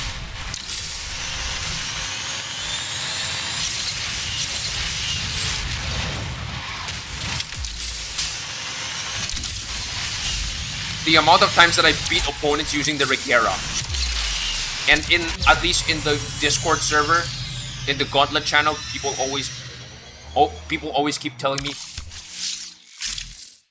33 with the Evo Chiron. All right, but remember, you only have one chance to use the Evo. You only have one chance to use a car, so you need to have options. In Gauntlet,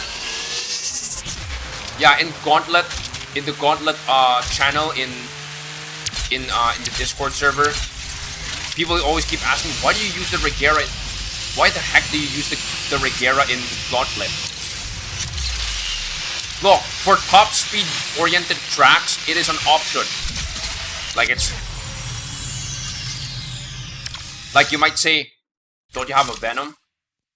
Look, the Venom's acceleration is not that good at the moment. At only 2-star, yes, the Venom is faster, but at the moment, for me, the Venom is only good in like 2 tracks. In my case. Alright. It might be a stretch break for me right now, but I'm gonna do like one more race with Gauntlet, alright? Wait. It's this guy again. The heck?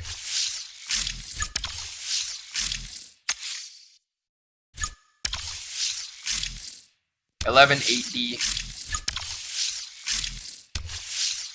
$11.26, Apex Racers.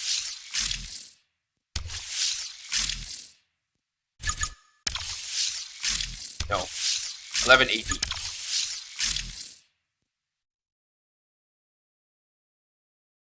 For me, Venom is now cooked. Yeah, in my case, at least for me, at 2 stars, for me, the Venom is only valid in two tracks for me. Theoretically speaking, you could probably do hairpin sprint, but you need to be some kind of alien to pull that off. And I'm not some time attacker. Okay. Gezira Island. That's an interesting time. Bitch to bitch.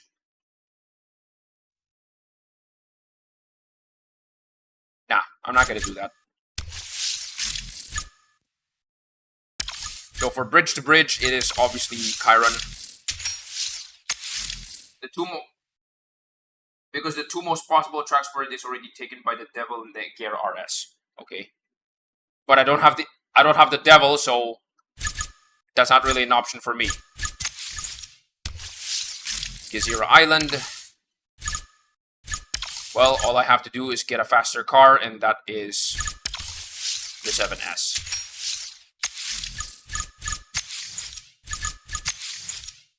Hellvale. According to a lot of people, the best way to deal with Hellvale is to get a high acceleration car.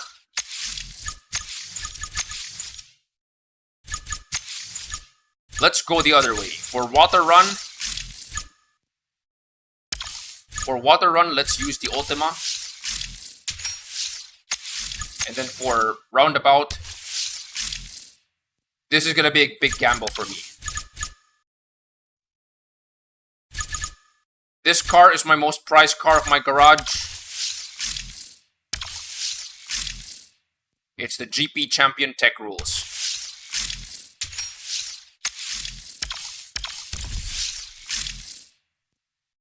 So yes, that's actually one reason why I'm currently garage level 46. I'm a really old player. Okay, let's do it.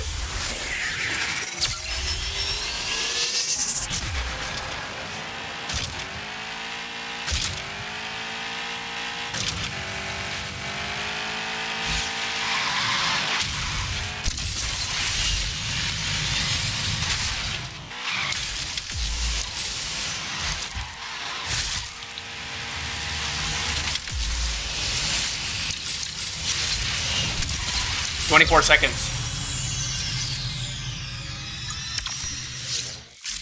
Actually, sub 25.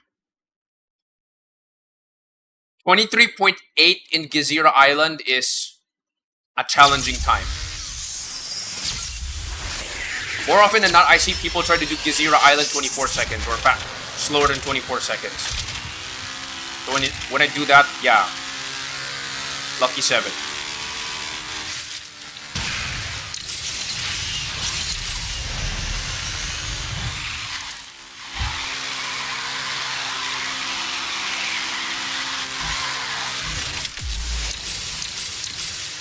Got him. 30 seconds is troublesome in Shanghai double roundabout. Yeah. Usually 31 seconds is more possible. Yeah, 31 seconds is like realistic.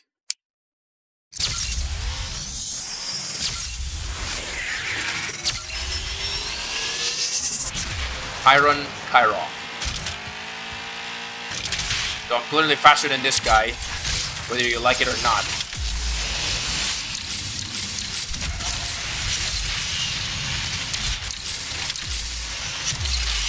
Dang it.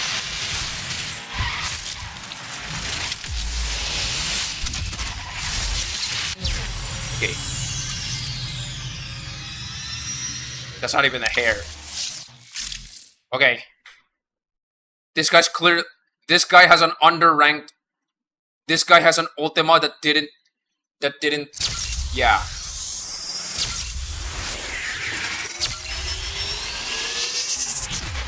This guy has an Ultima that didn't apply all his epics yet.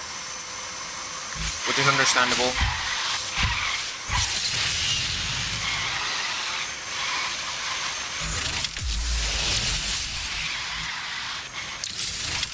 Come on.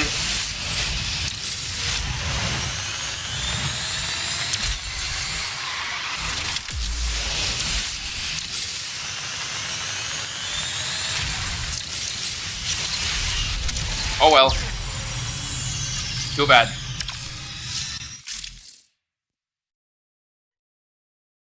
If you have the Nevera Cook maxed out, it can be easy to cope with that Ultima. I don't. I have not. I have 2 Neveras, none of them are maxed, unfortunately.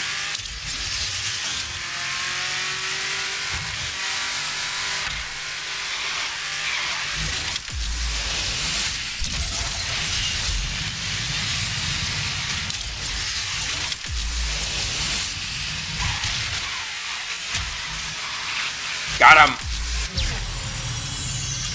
Precision drifting, baby. Okay. Okay. Alright, so again. Career.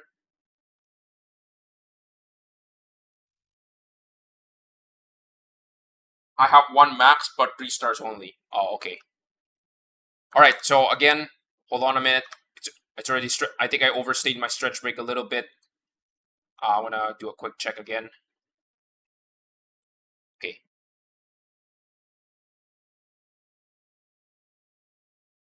Okay.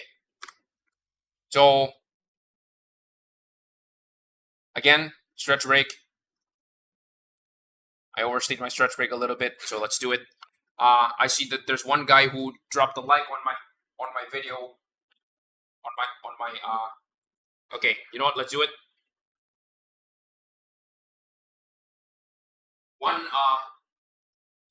So for this is for 1 like. So 5 times 1 is 5 plus another 5, which is the base, right? 5 running in place. Excuse me. 1, 2, 3, 4, 5, 6, 7, 8, 9, 10. Okay.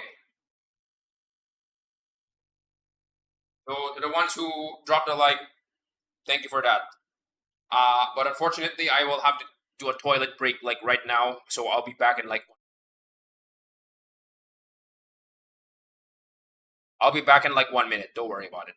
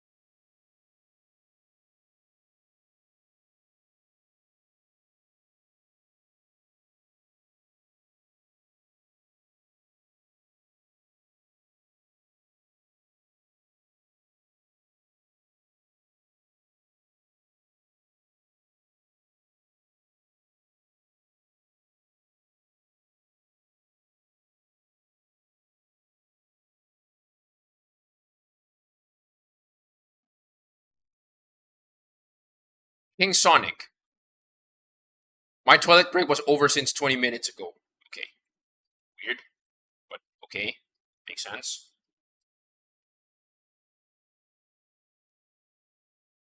Alright, so before I begin the final part of my stream, let's see if I can connect back to my.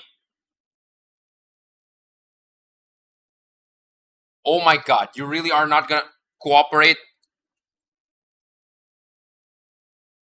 Yeah, it seems like my Wi-Fi adapter is acting up. Alright, fine. Let's do the old. Okay.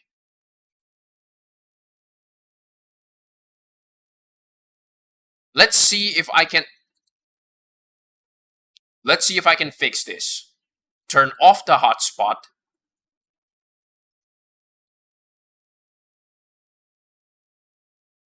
Okay. Turn off the hotspot. Turn off the Wi-Fi.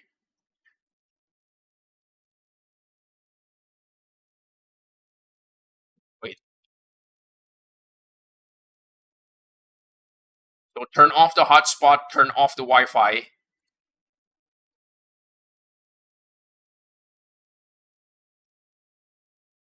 Then go to. Where is networking? Where is network?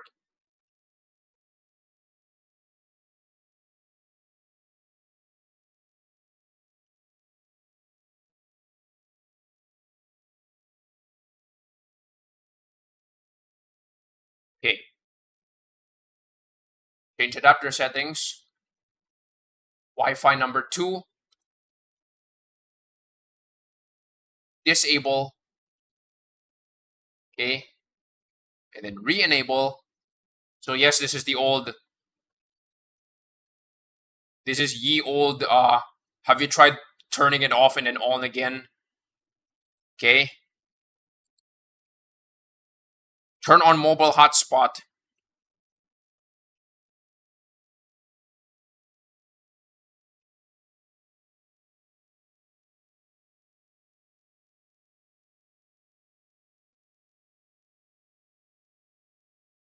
Oh boy. Great, it's on. Then over here, I'm gonna turn off the Wi-Fi and then turn it back on again. Let's see if the Wi-Fi gets detected, or rather, if the hotspot gets detected.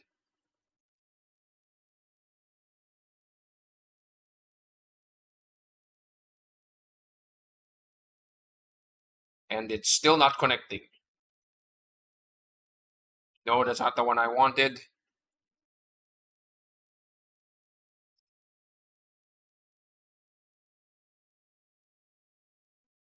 Okay, you're really making this difficult, are you? Okay, fine. Turn off the hotspot and then turn off the Wi-Fi. Alright?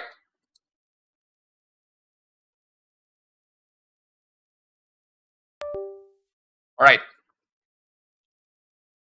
So this is my Wi-Fi. This is my Wi-Fi antenna. This is my Wi-Fi adapter. It has it can fold this way. Right? Plug it back in. Yeah, you guys probably heard that. Okay. Turn on the hotspot.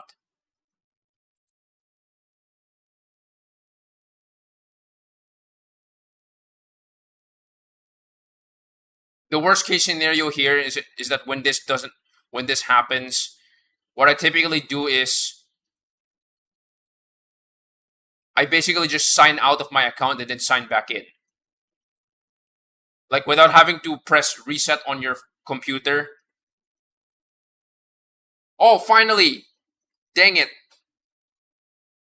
Okay, connected again. I can put my phone back here again. Alright. So that was the solution. Have you tried turning it off and on again? Okay. Anyway.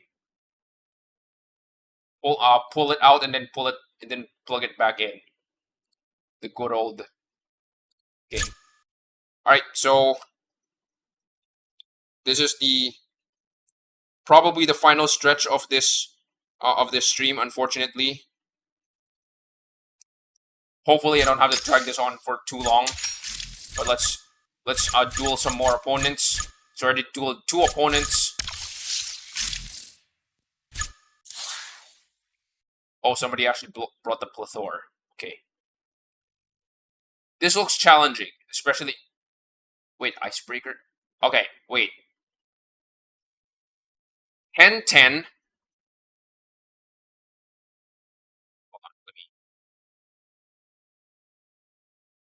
Okay. So 10-10. 10, Leap of Faith at 30. Vineyard Voyage is 20. So that's already 50. And then Hairpin Finish. That's another 20. So 40, 30. I'm going to take the chance. 70. It's okay. 10, 10%, 10%, 10%, 30%, 20%, 20%. What am I saying? If you know you can, if this race, you know you can beat this guy, it's 20%. Because out of 100%, right? So 20%. So if you can beat this guy wholesale, that means 20, 20, 20, 20, 20, 100%. All right? Vineyard Voyage, 20%. Because I'm very sure I can beat this guy. Hairpin Finish, I can beat this guy for sure, 20%. These last 3 though, this one is a 50-50 chance, so it's 10, 10, 10, 30%. So 30 plus 40 is 70%. If it's more than 50%, I'm going to take the chance. Namba Park in 21 seconds. Yeah, that's a challenge. I mean, it's the SF90, so I'm not surprised. I'm basically gonna try to beat this guy even footing. What? What time was that? 35.6. Oh, I can beat this guy. I can beat this guy.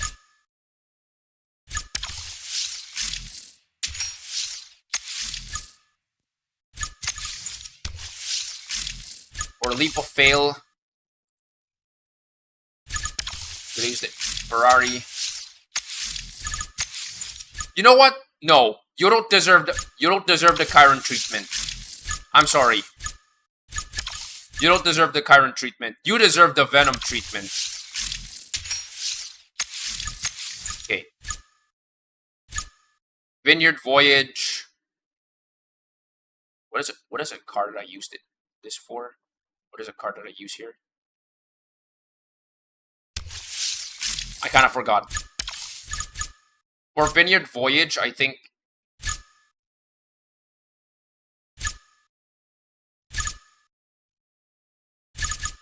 It's the first sport, okay. And then for Hairpin Finish...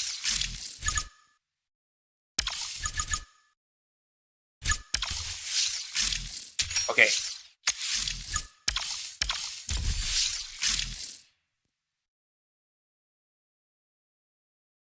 For context about my Wi-Fi antenna, my Wi-Fi adapter being a router, it works.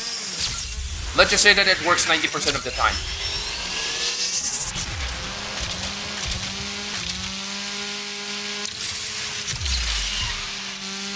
It works flawless like 90% of the time. So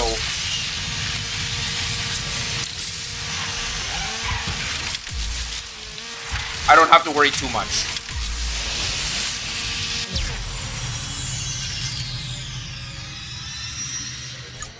35.5 seconds is actually my reference time for... It's 35.6. Okay, wait. His time for Icebreakers is 35.6. Which for me is a bad time. Because I can beat this time within McLaren Senna at 35.5. There are so many people who basically underestimate this track. Because there's like a long straight. And then the remaining 40% of the track is just a triple S turn. I shared it between some people in Discord, where I keep telling people, please do not double floaty. Floaty would work once, But if you try to execute it again, there's a very high chance that you already lost a lot of your speed.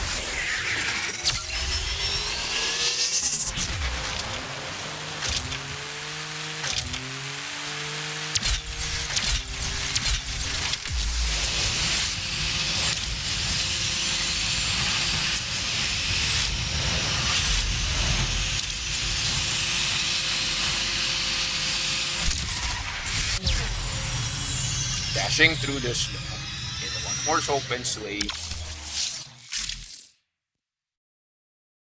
All the bottles we go, shockwave all the way.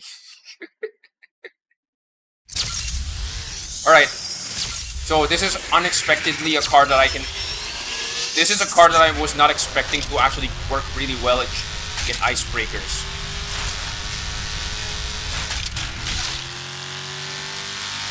This guy keeps drifting.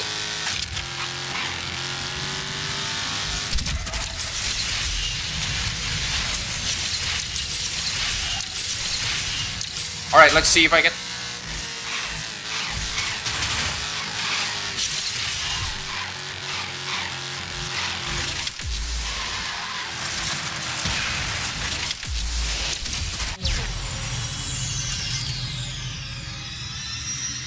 This is just pathetic. My burst sport can average in 34 seconds. Okay. This is pathetic. You could have just gone straight. But yeah, here's the thing. The Chiron is not a natural floaty car. The Chiron is a really, really heavy car. It is not a natural floaty car. It can only floaty if it goes faster than 400 kilometers per second. The Venom can floaty even if it's not running at 400 kilometers per second, because this is guaranteed to be a floaty monster.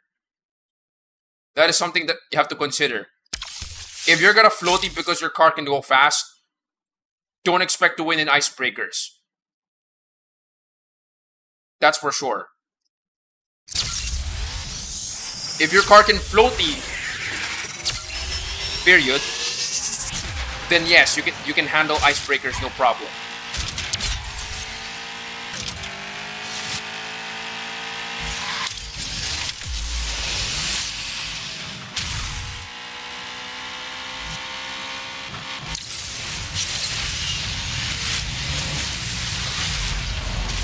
Low jump. Okay. Not bad. Okay, 23 seconds. Usually with a basic Chiron, non-evo, I can probably do that in like 22 seconds. However, I already used... Wait, I didn't use the Chiron yet. Oh well.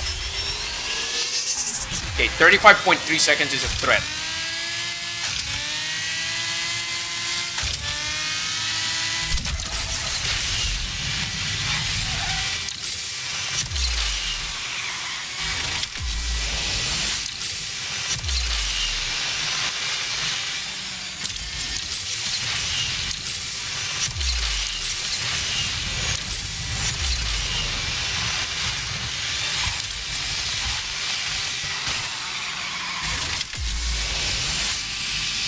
Got him! Okay.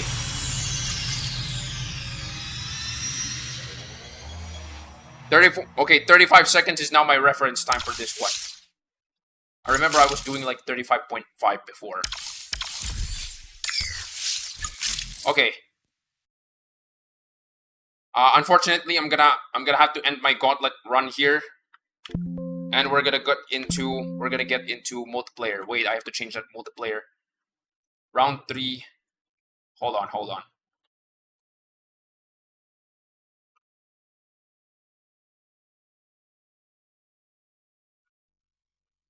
Round 4.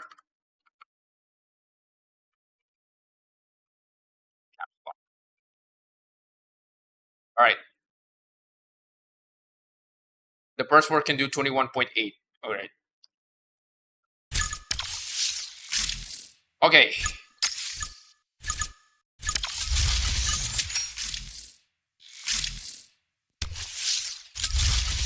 I just rocket for one day, like for yesterday, I just rocketed my rank to gold 3, and then that's it. I forgot to update my... Okay. Honestly, that's good. Let's start with Evo Enzo for now. I'm gonna try to win 3 races.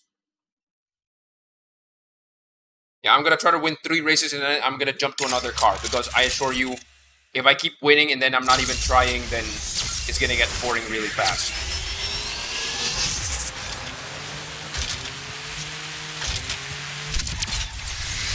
Come on. 400 kph, baby.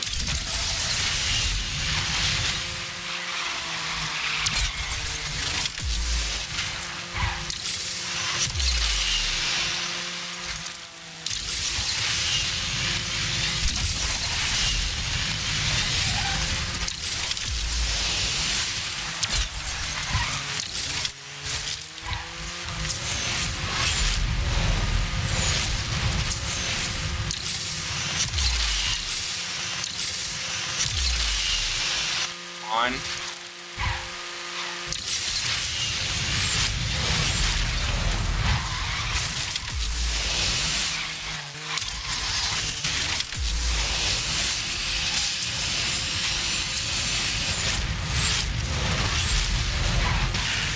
Oh yeah, okay, nice.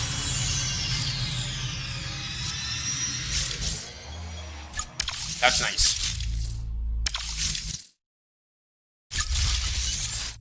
Oh, 2700? Interesting.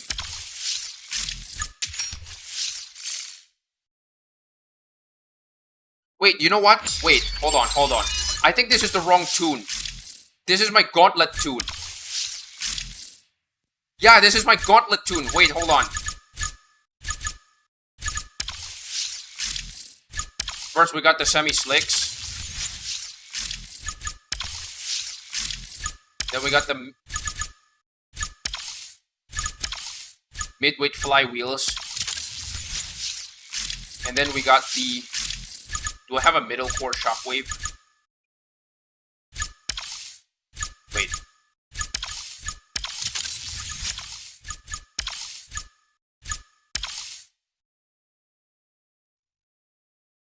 You know what? That's good.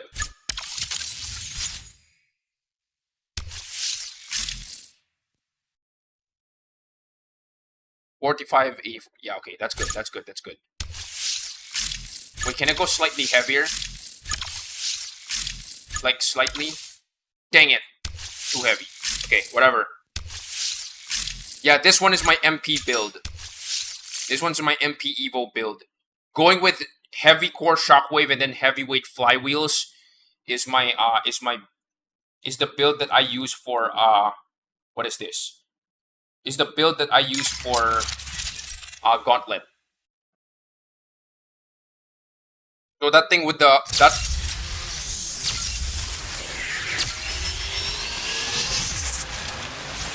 I usually go with semi-slick tires because that is the one that gives me, like, it gives me faster natural top speed.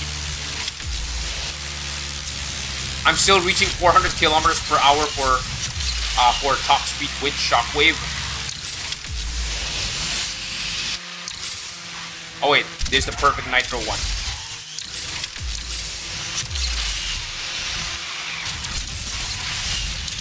However, with the semi-slick tires, it actually gives the car a little more rounded.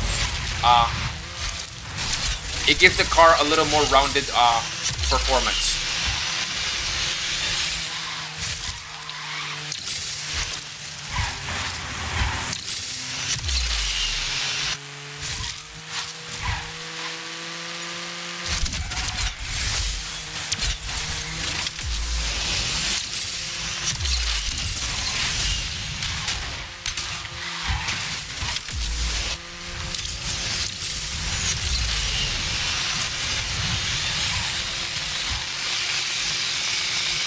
.94, so it's not. That's not faster than. Drivetrain can go. Okay, about the drivetrain. Wait, hold on.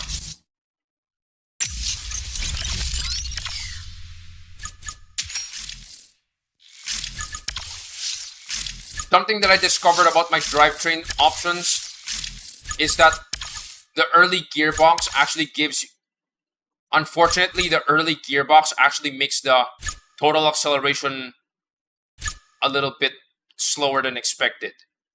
I don't have the late gearbox, so unfortunately I can't just do that. I have the early gearbox, but then again, if I want like overall faster, based on what I do have, the improved DT is actually the one that the engine weight is too hard to handle. Oh, interesting. So what semi-slick does is that drag tires gives you more top speed. Semi-slick tires also gives you more top speed, but it sacrifices a little bit of that top speed by giving you more handling. So what it ends up doing is that, so this is how it compares. The handling is 64.895, right? Semi-slick actually bumps up the handling by 2.25. So this is useful if you're going with a lightweight build. Yeah, if you're gonna go with a lightweight build and you want to make it go faster a little bit, and then it basically increases the weight class by 1. But it actually mitigates the handling. So instead of going one whole weight class down, you basically go 1 weight class down, but you have slightly better handling. So that's the thing about. So I would say this one is a more rounded option for me. This is my multiplayer. This one is my multiplayer. This one is my multiplayer build. This is the build that I use for multiplayer.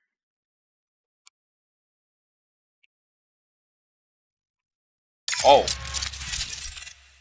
Oh god. Carrera GT lobby. It's so hard to handle. The reason behind that is because among the Evo cars at the moment, if you're not going to consider the SF90 at the moment, the Enzo is actually the lightest of the bunch at the moment. The Chiron is guaranteed to be the heaviest car of the Evo cars, and the Enzo is like the lightest as of right now.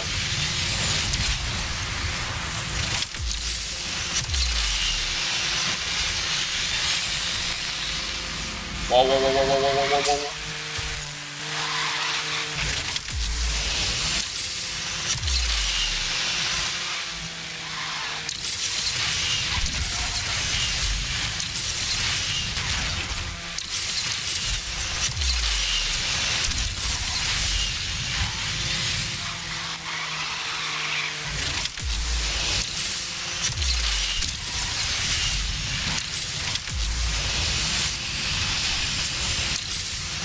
Okay.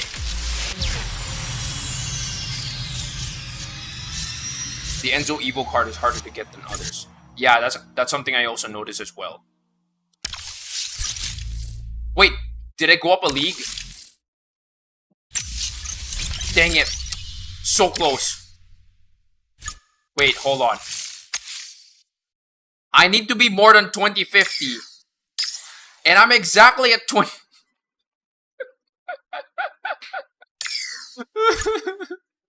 Okay, fine, whatever. Whatever.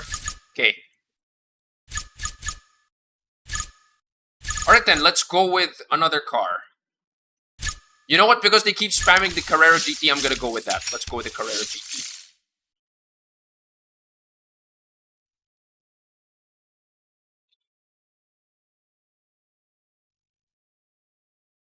Oh boy, Butong Rice. And of course there's the Lycan.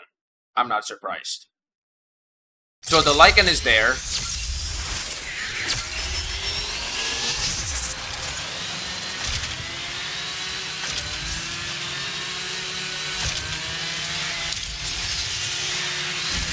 The Lycan is there, and there's also an Evo Enzo. I think that's an Evo Enzo, that's for sure.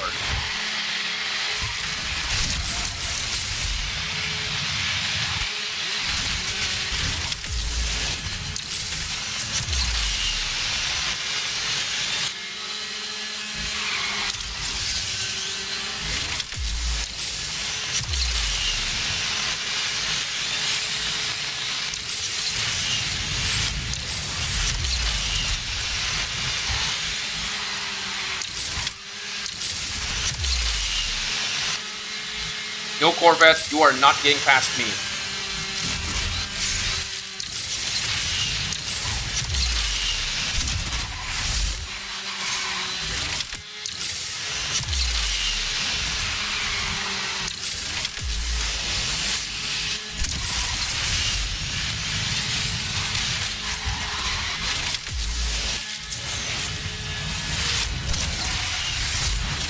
Okay. That was pretty bad. Huh? The heck?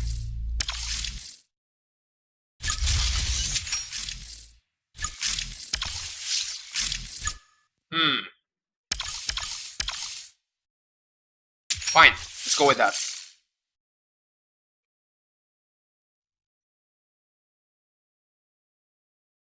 Oh, Asphalt 1327. Thank you for joining in. Yeah, at the moment it seems I'm actually very close to the end of my stream, unfortunately. So for now, I think I'm not playing private lobby. So yeah, unfortunately. On.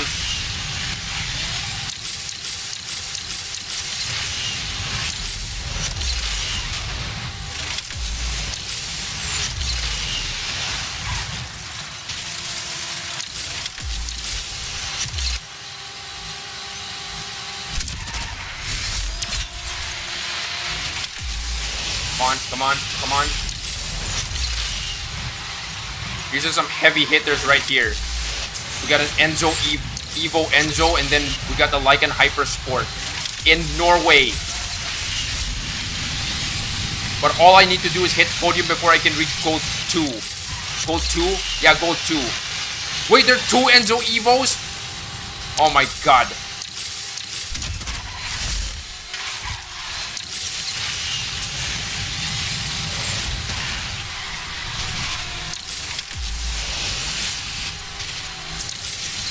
Podium, baby. Dang it. You son of a... Okay, fine. Yes. Okay, not bad.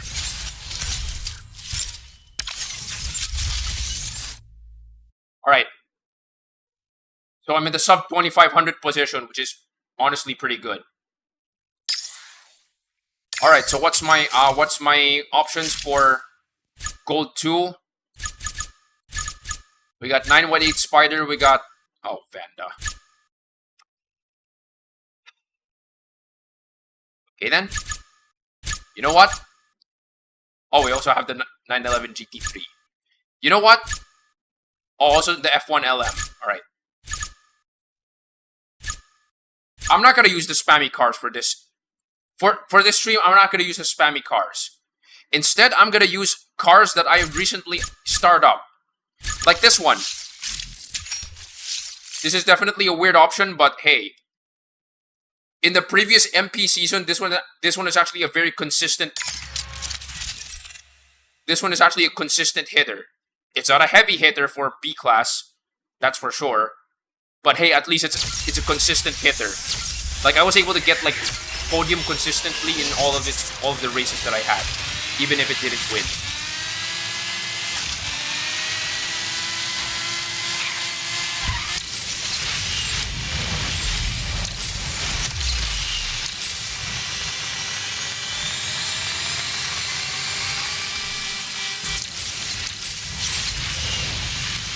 On.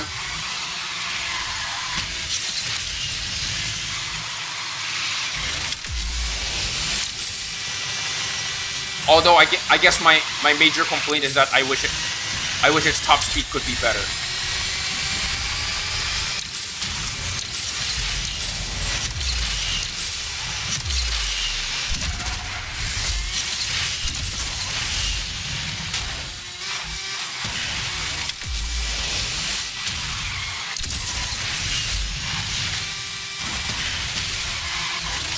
Come on.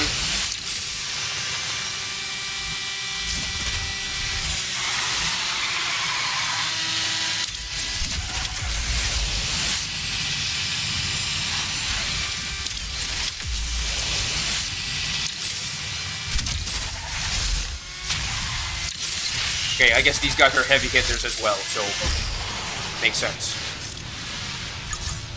What's the lobby? Vanda, 911 GT3, Onyx, of course.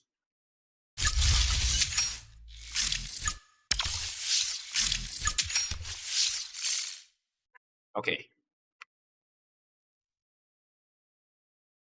It's quite weird that I've already maxed out the. I wouldn't say maxed out. It's quite weird that I've gotten pretty far for the Apollo Evo. Despite being in Division 5, I got pretty far with the Apollo Evo, but for some reason I still haven't unlocked the Devil. I think for most people who are like in Division 5, a lot of them probably has unlocked the Devil already.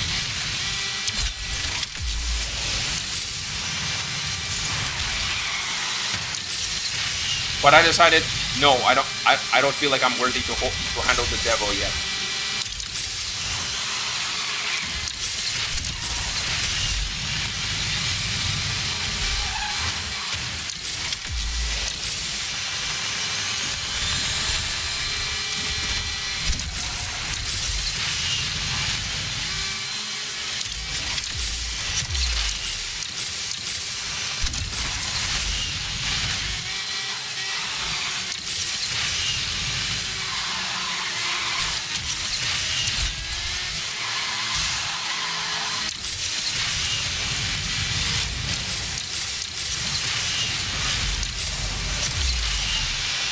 I swear, if I switch to the McLaren F1... No, this is the problem. This car is actually pretty good when it comes to... This car is actually pretty good when it comes to agility-focused tracks. Not with top speed... not with top... To be fair, the Devil is not much worth it if you unlock it. Yeah. My strategy here is that I'm planning to start... The key cars in Gauntlet, I'm planning to start it up to 3 stars first before I buy the keys. That's my plan.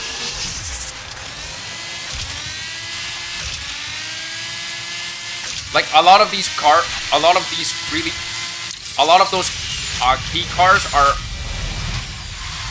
I wouldn't exactly say that a lot of those key cars are pretty beast at 1 star when compared to other cars in the Gauntlet store. But competitively, like, even if you just bring it out to MP2, they're kind of meh at 1 star. The heck?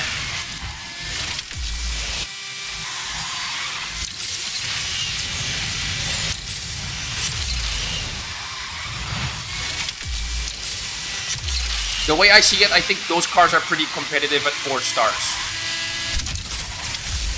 At least for MP2, because obviously for many of these cars are built for Legend League, so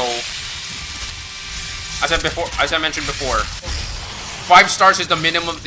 Many cars typically peak at 5 stars, so the minimum that you need to be competitive, yeah, the minimum stars that you need in order for the car to be competitive within its sub-league is 5 stars. Alright, so Apollo, since you are not doing as well as expected for now, let's go another car that I have 5 stars. The Batista NF. This is actually a pretty long name, so I just call it the Batista NF. The way I see it, it's basically budget Nevera in some way. I mean, this car literally was introduced in Black Friday last year. Like when they snuck in this car with the Nevera in the middle of the update.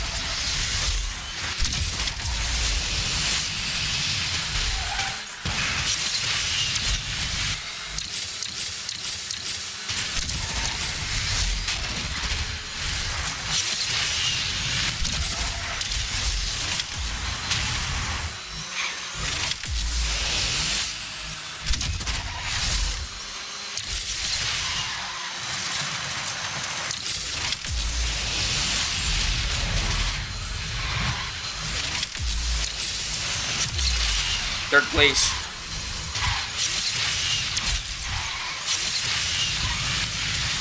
All I have to do is beat the Vanda. Oh no! Dang it. Wait! What? Wait! You gotta be kidding me. What even was that overtake? Oh my god! Stupid lag to win strats. Oh well. Okay, 2060.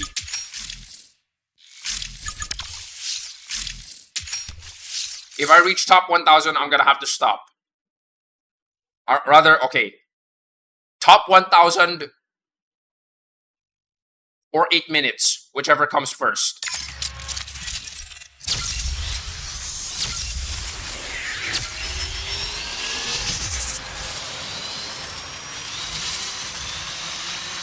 Okay, I might have a chance here.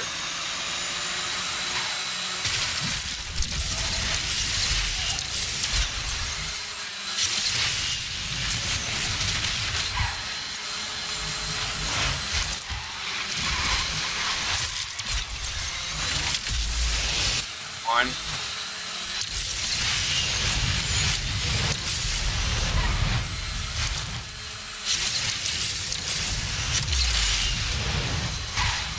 Okay, that was a bad turn.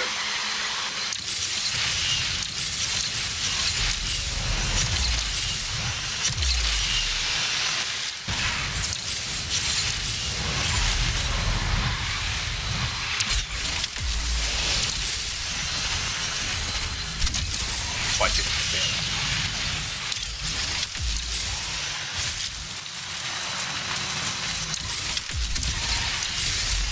Okay.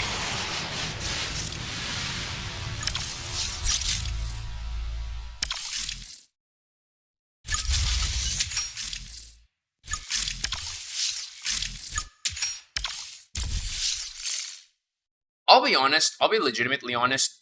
Many of these Epic 6 cars in gold, yeah, many of these A-class Epic 6 cars are very, very deceptive. Like, they're 6 stars, yes, but they're incredibly expensive to get 6 stars. That they're kind of questionable. Why are they only in gold league? Some people are like, I don't like the new multiplayer system. Why, compared to the old one? The old multiplayer system was like Gold League, Huracan, Platinum League, Vanda, Legend League, Wales. Yeah, that was the old multiplayer system.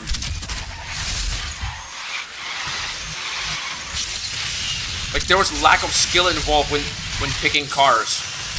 Like, why have all these cars when these two options exist? Yeah.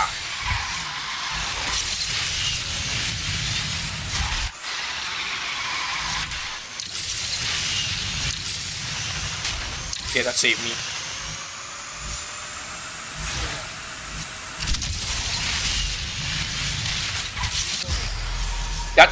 That jump nearly killed me again. My god.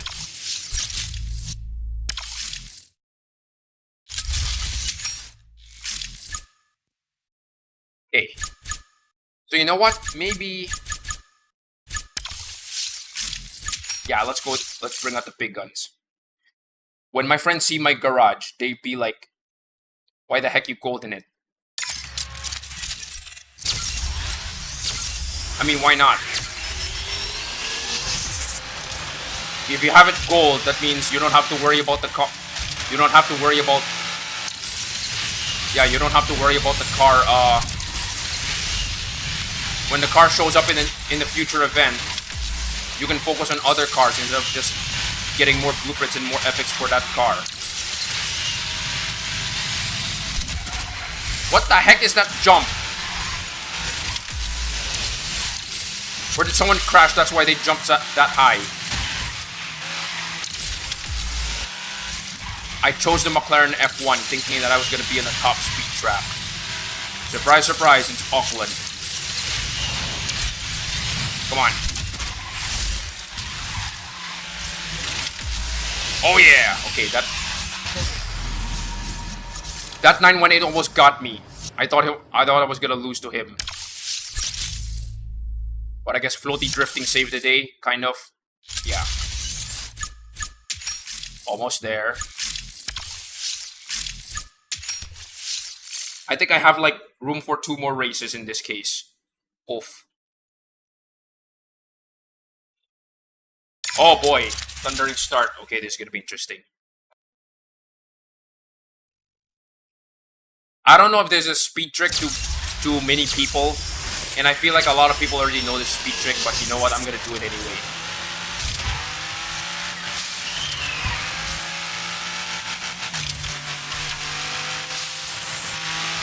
Barrel roll here. Drift here.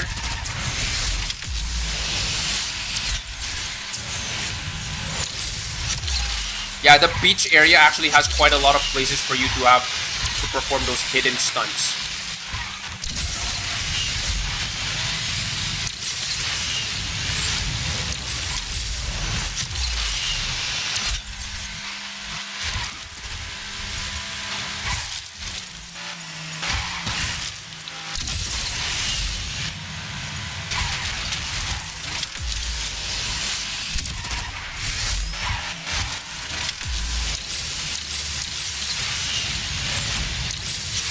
On.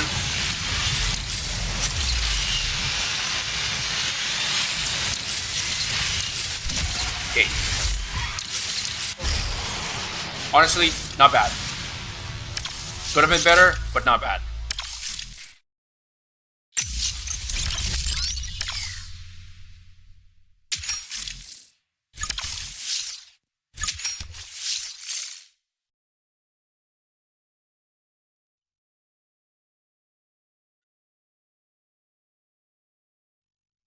Wait. Oh boy. And somebody has the iris decal. Okay, interesting.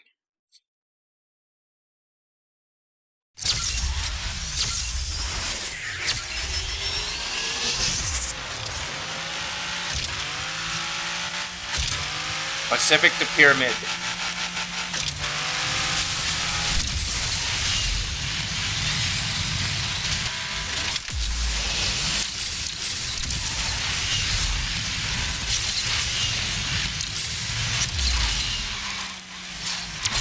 Come on.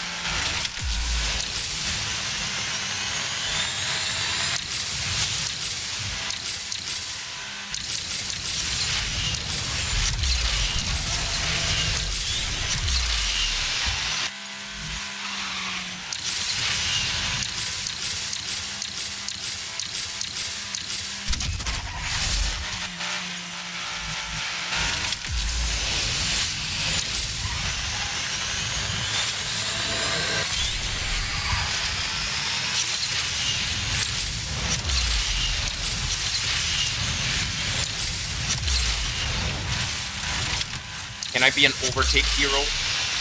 No? Oh, too bad.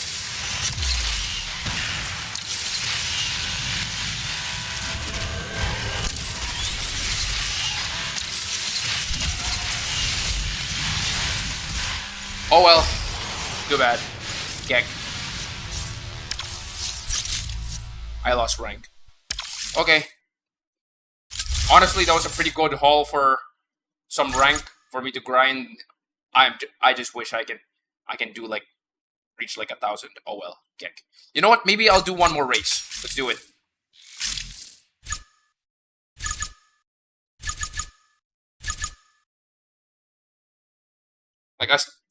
Like based on the time, I still have one more race. Let's go with the Enzo.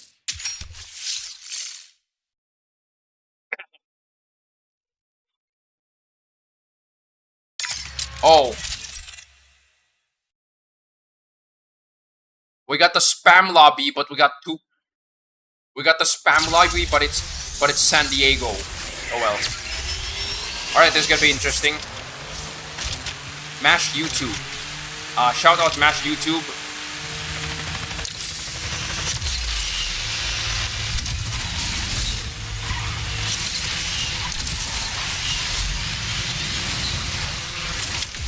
Come on.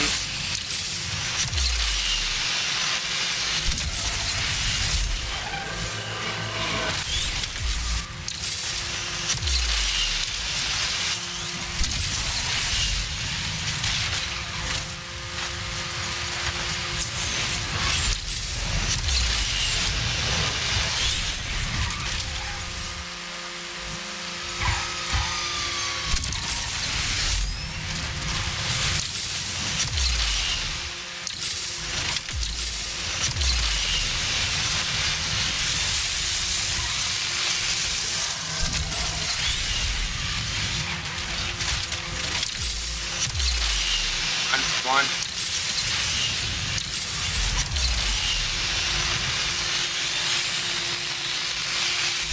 Can I do the awesome flip? Dang it.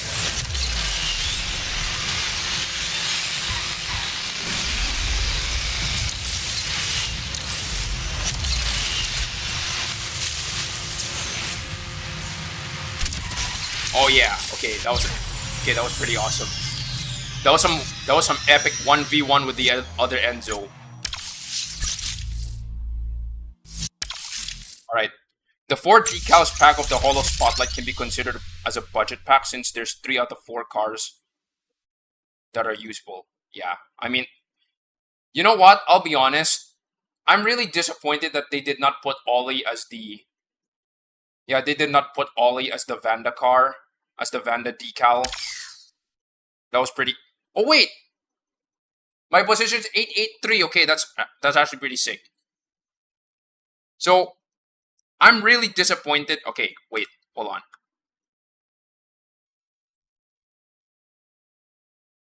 So, about my stance about the HoloLive Spotlight. I have a wall of HoloLive pins on the side of my PC.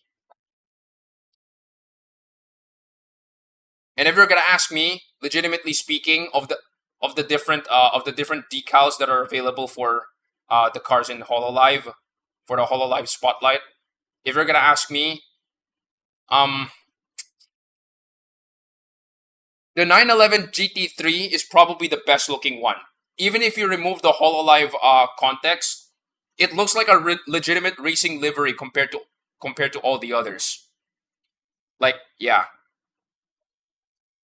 So here's my take on Ollie being the 003S. I'm really disappointed that Ollie did not get the Vanda. Number one, the Vanda is the only Southeast Asian car of the bunch. Is the only Asian car of the bunch, right? And Ollie, compared to the four idols featured in the event, is the only one from Indonesia. All of the others are from EN. Yeah, you know that I'm a deep HoloLive enjoyer. That I know this. So yeah, because HoloLive like has 3 branches. There's the Japanese branch or the main branch. There's the EN branch, and then there's the Indonesia branch. They also have branches for the male talents as well. So Ollie is Indonesian, which I would make the argument is close enough to Singaporean. I mean, they're both Southeast Asia, like me. So, because of that, the Vanda would make sense for her, right? And number two,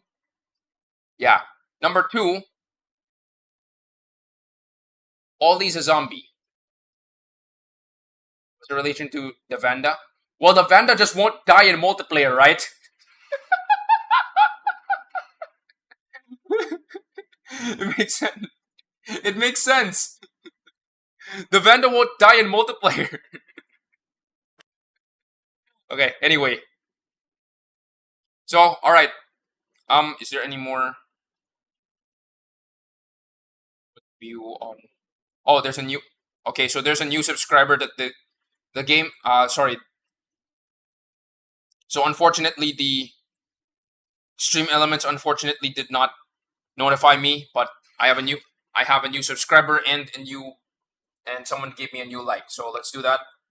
So since it's already the end of the stream, I'm gonna go a little bit all out, but not really. So 10 jumping jack and then 10 running in place. Let's do it. 1, 2, 3, 4, 5, 6, 7, 8, 9, 10. 1, 2, 3, 4, 5, 6, 7, 8, 9, 10. All right. So to the new subscriber, thank you for the subscribe. All right.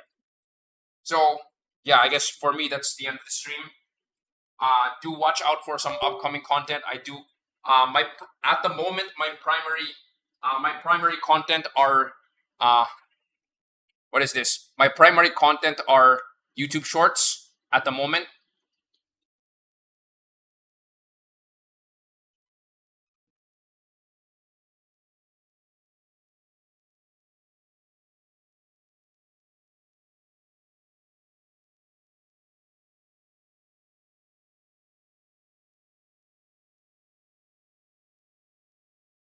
Heck is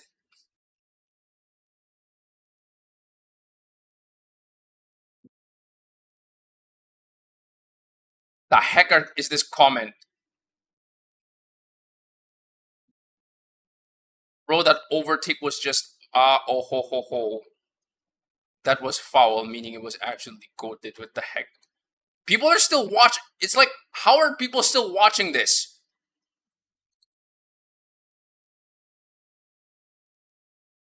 Okay, wait. Here's a.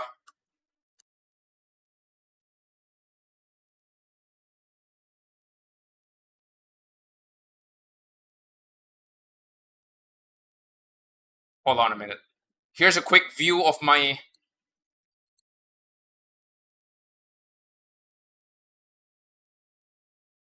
Okay. So for context, this is my main content right now. I wish I can upload consistently, but unfortunately I don't. I wish. My most viewed piece of content right now is this one. Oh my god!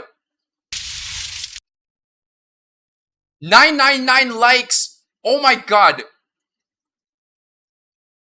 And basically people know, and if people actually show up in my streams, they basically know me as the Asphalt skate guy. Because of the amount of views that this short has is like insane. Like I can't even believe this. Like it's still getting views even until now. It has 82,000 views since July, which is insane. Basically, it shows me performing a really insane rail grind by performing this jump, landing this way, overtaking this guy. So my recent content is also this one, F5 Tornado Adventures.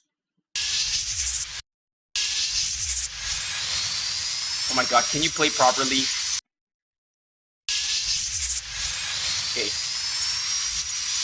The average MP1 experience, where you get to be blocked by a wall of Vandas, and this is Ghost multiplayer. So the worry about Vandas actually blocking you physically is not really much of a worry. But hey, wall of Vandas. Wall of Vandas, am I right?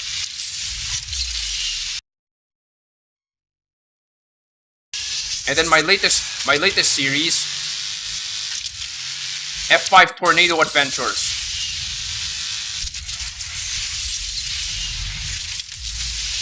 Yeah. Interesting enough, a video that I'm very proud of is actually this one, Ultima Tornado. Oh my god. I don't know if you guys can beat this record. Norway is infamous for its physics, that's for sure. Especially with its very exploity environment. However, something that you will notice is that for cars with floaty abilities like the Ultima, this is basically paradise. Look at this.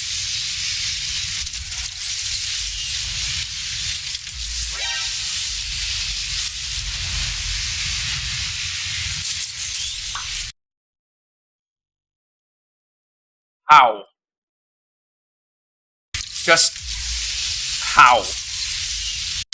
I'm not getting. You know what? I don't think my answer. I don't think my question will be answered anyway. So basically, because of that, because of the asphalt. Oh boy. Because of that weird asphalt skate deal, everybody keep watching this asphalt skate thing. Basically, I have this comment. This short, during the time I posted this comment, this short has surpassed 2,000 views, surpassing my Ultima Tornado short. What is wrong with you people? You guys don't want speed or skill. You want spin. I guess I would probably say fair enough. Like if you want to see speed or skill, you definitely want to watch those YouTube video, those asphalt tubers who definitely can display those. But I'm only a YouTuber with like 500 subscribers, so you guys are not watching me for speed or skill. You're watching to be entertained. That's for sure. And it makes sense. Yeah. Makes sense. So do expect the best I can do is bump that map. The best I can bonk in that map was 28. Interesting. Okay. That, I assure you, that updraft with those fans that are going upwards, that's like the one that caused that's actually the one that started my asphalt tornado. Sorry, my Ultima Tornado. That's the one that started the Ultima Tornado. Not the bonk. The bonk was like just an add-on. No, wait, no. The updraft basically pushed the car in the wrong angle, which caused that weird spin. Then upon landing, I was supposed to stop, but no, there was a ghost jump that caused one side of the car to do that again, and when it was already spinning, it tried to hit that ramp the wrong way, and it caused it to spin even more. So that's like a triple WTF. So asphalt physics, ghost jump, bad landing. Seriously, my god. 30 spins. I'll be honest.